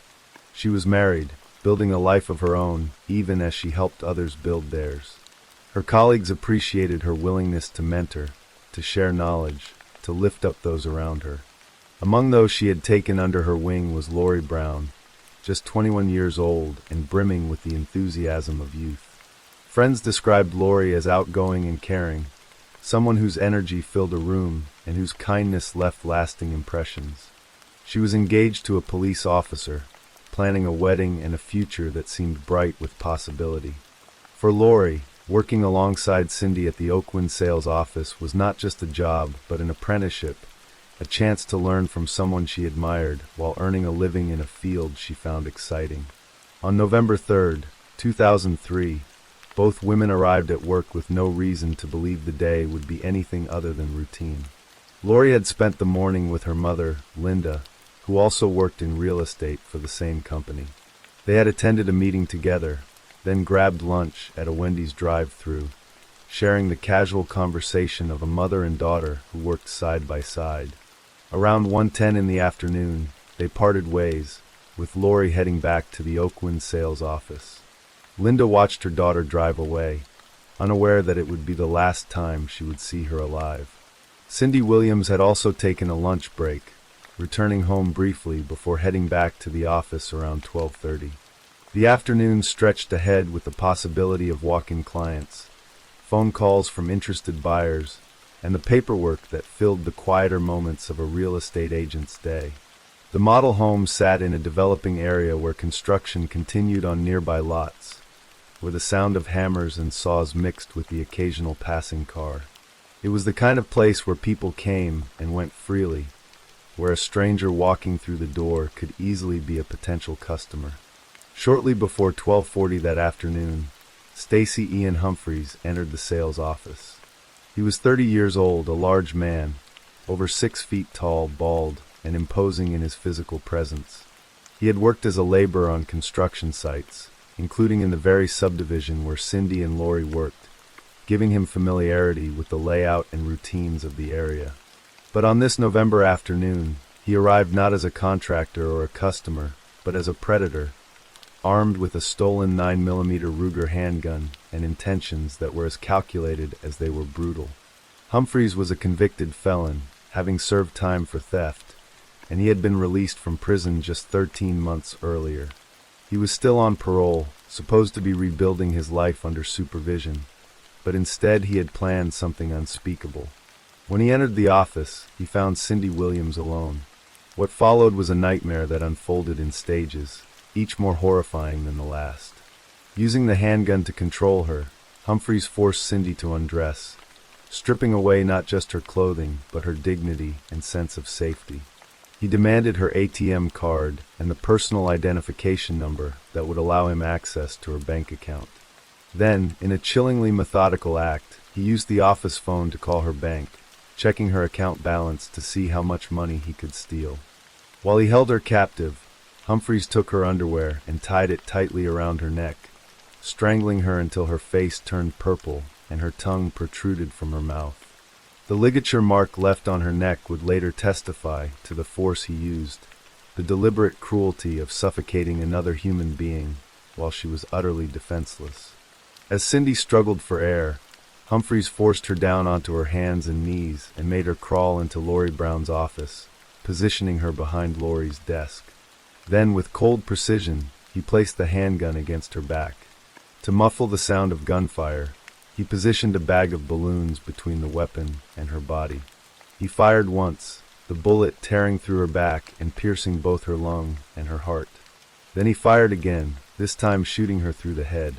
Cindy Williams collapsed, left face down in a position that spoke to her final moments of terror and helplessness. Shortly after 1:10, Lori Brown returned to the office from her lunch with her mother. She had no warning, no chance to flee. She walked into a scene already stained with violence, and into the path of a man who had just murdered her colleague and mentor. Humphreys repeated his grotesque ritual with Lori. He forced the young woman to undress, demanded her ATM card and PIN, and called her bank to check her balance. Then he made her kneel on the floor with her head facing down. Standing over her, he used both the bag of balloons and Lori's own folded blouse to muffle the sound as he fired a single shot through her head.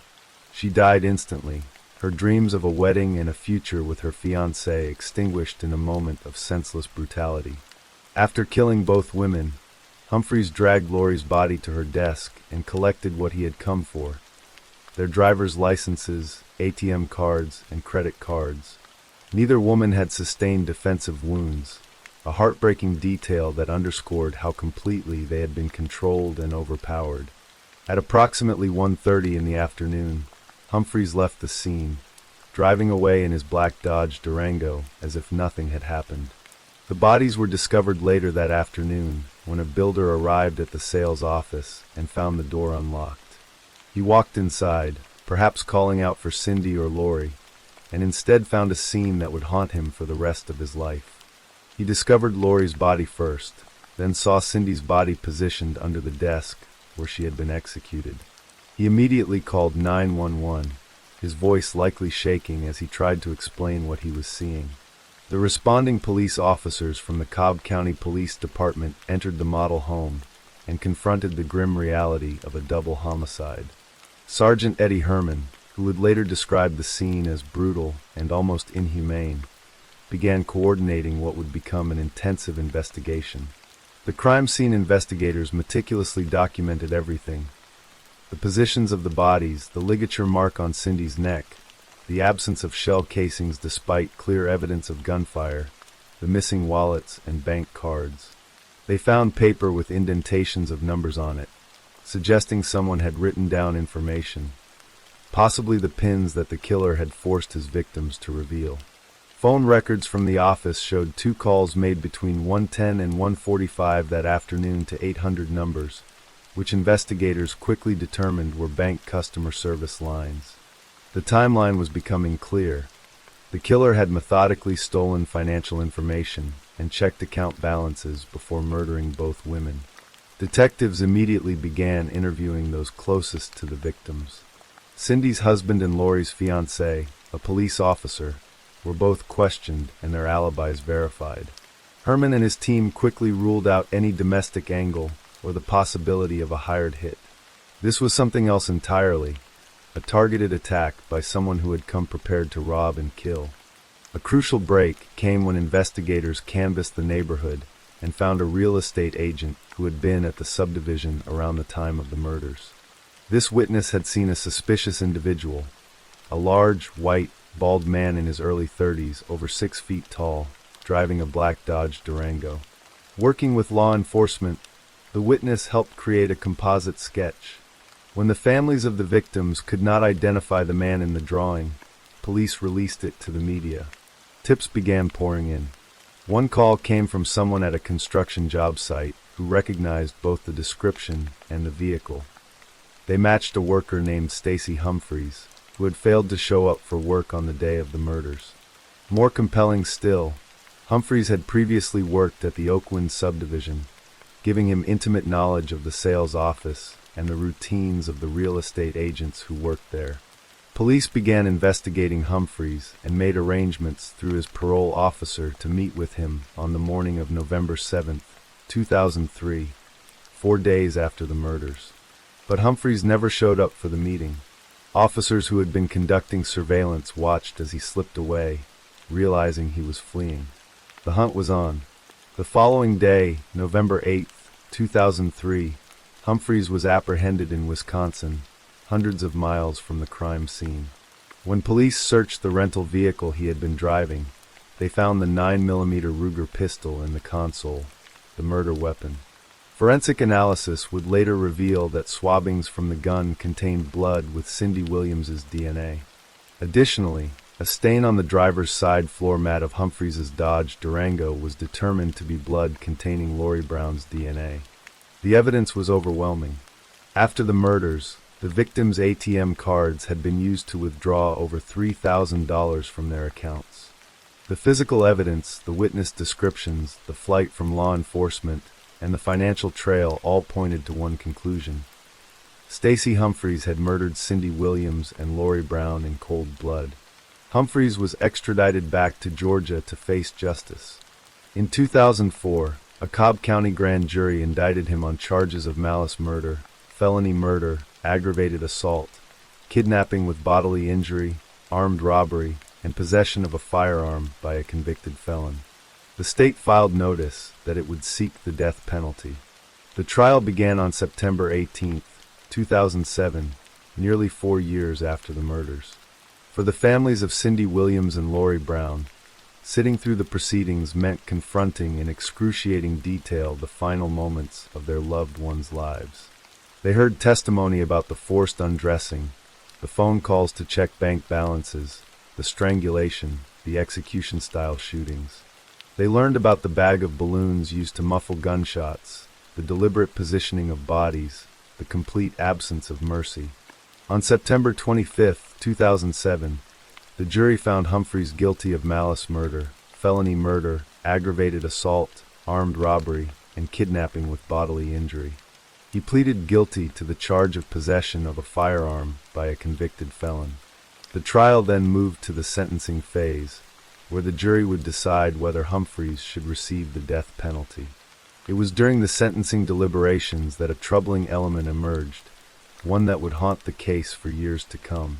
A juror named Chancey had revealed during jury selection that she had once been the victim of a crime. An escaped murderer had attempted to rob and assault her at her home, though she had managed to escape before he got inside. She had sworn under oath that she could be fair and would honestly consider all 3 sentencing options: life with parole, life without parole, and death.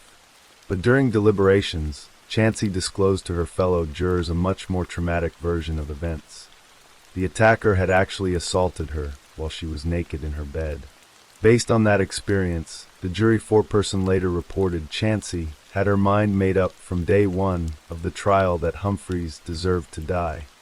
When deliberations became contentious, with 3 jurors initially favoring life without parole, Chancey's behavior became increasingly aggressive. She yelled, cursed, and screamed that she would stay here forever if that's what it took for Humphreys to get death. She threw the victims' photographs across the table, demanding, "Do you want this to happen to someone you know?" She falsely told other jurors that they had to reach a unanimous decision or Humphreys would be paroled, personally attacked them, and refused to engage in meaningful discussion.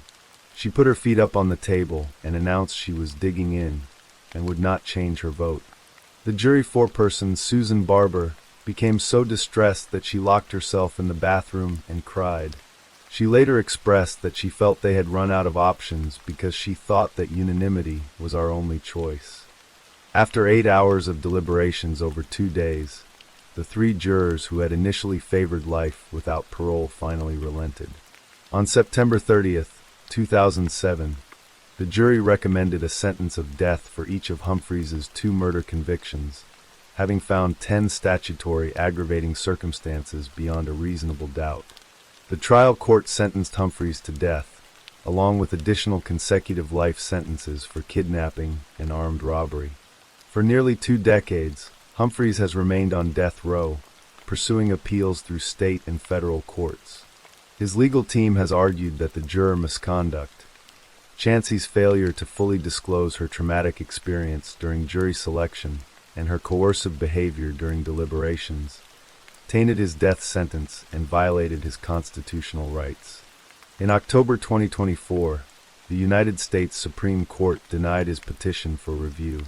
3 justices, Sotomayor, Kagan, and Jackson, issued a dissent, arguing that the sentence was tainted by a single juror's extraordinary misconduct, and that lower courts had applied the wrong legal standards. Justice Sotomayor wrote that Chancey snapped during deliberations and that her actions amounted to coercion that denied Humphreys a fair sentencing proceeding. Despite the dissent, the majority of the court declined to intervene. On December 2, 2025, the Georgia Department of Corrections announced that Stacey Ian Humphreys would be executed on December 17, 2025. The case of Stacey Humphreys is a story of unspeakable violence visited upon two innocent women who were simply doing their jobs, helping families find homes in a growing suburban community. Cindy Williams and Lori Brown deserved to live full lives, to celebrate milestones, to grow old with the people they loved. Instead, they were targeted by a man who saw them not as human beings, but as opportunities for theft, their lives disposable obstacles to his criminal goals. For their families, no amount of legal justice can restore what was taken. Lori's mother, Linda, lost not just a daughter, but a colleague with whom she had shared lunch just hours before the murder. Lori's fiancé lost the woman he planned to marry, the future they had imagined together. Cindy's husband lost his partner, and her colleagues lost a mentor and friend whose kindness had made their own professional lives richer. What remains indisputable is the horror of what happened on November 3, 2003, in a model home in Powder Springs. Two women went to work and never came home. Their final moments were filled with terror, degradation, and pain. They were forced to kneel, to reveal personal information, to endure humiliation before being executed with a calculated cruelty that speaks to the darkest capacities of human nature. As the execution date approaches, the names Cindy Williams and Lori Brown should be remembered not as victims of crime statistics, but as real people whose lives mattered, whose absence left holes in families and communities that can never be filled. They were daughters, a fiancé, a wife, a mentor, a friend. They smiled and worked and dreamed, until the day a man with a gun decided their lives were worth less than the money in their bank accounts. In the end, this is what remains: the memory of two women who deserved better, the families who continued to grieve them, and the enduring question of whether justice, imperfect and complicated as it always is, has truly been served.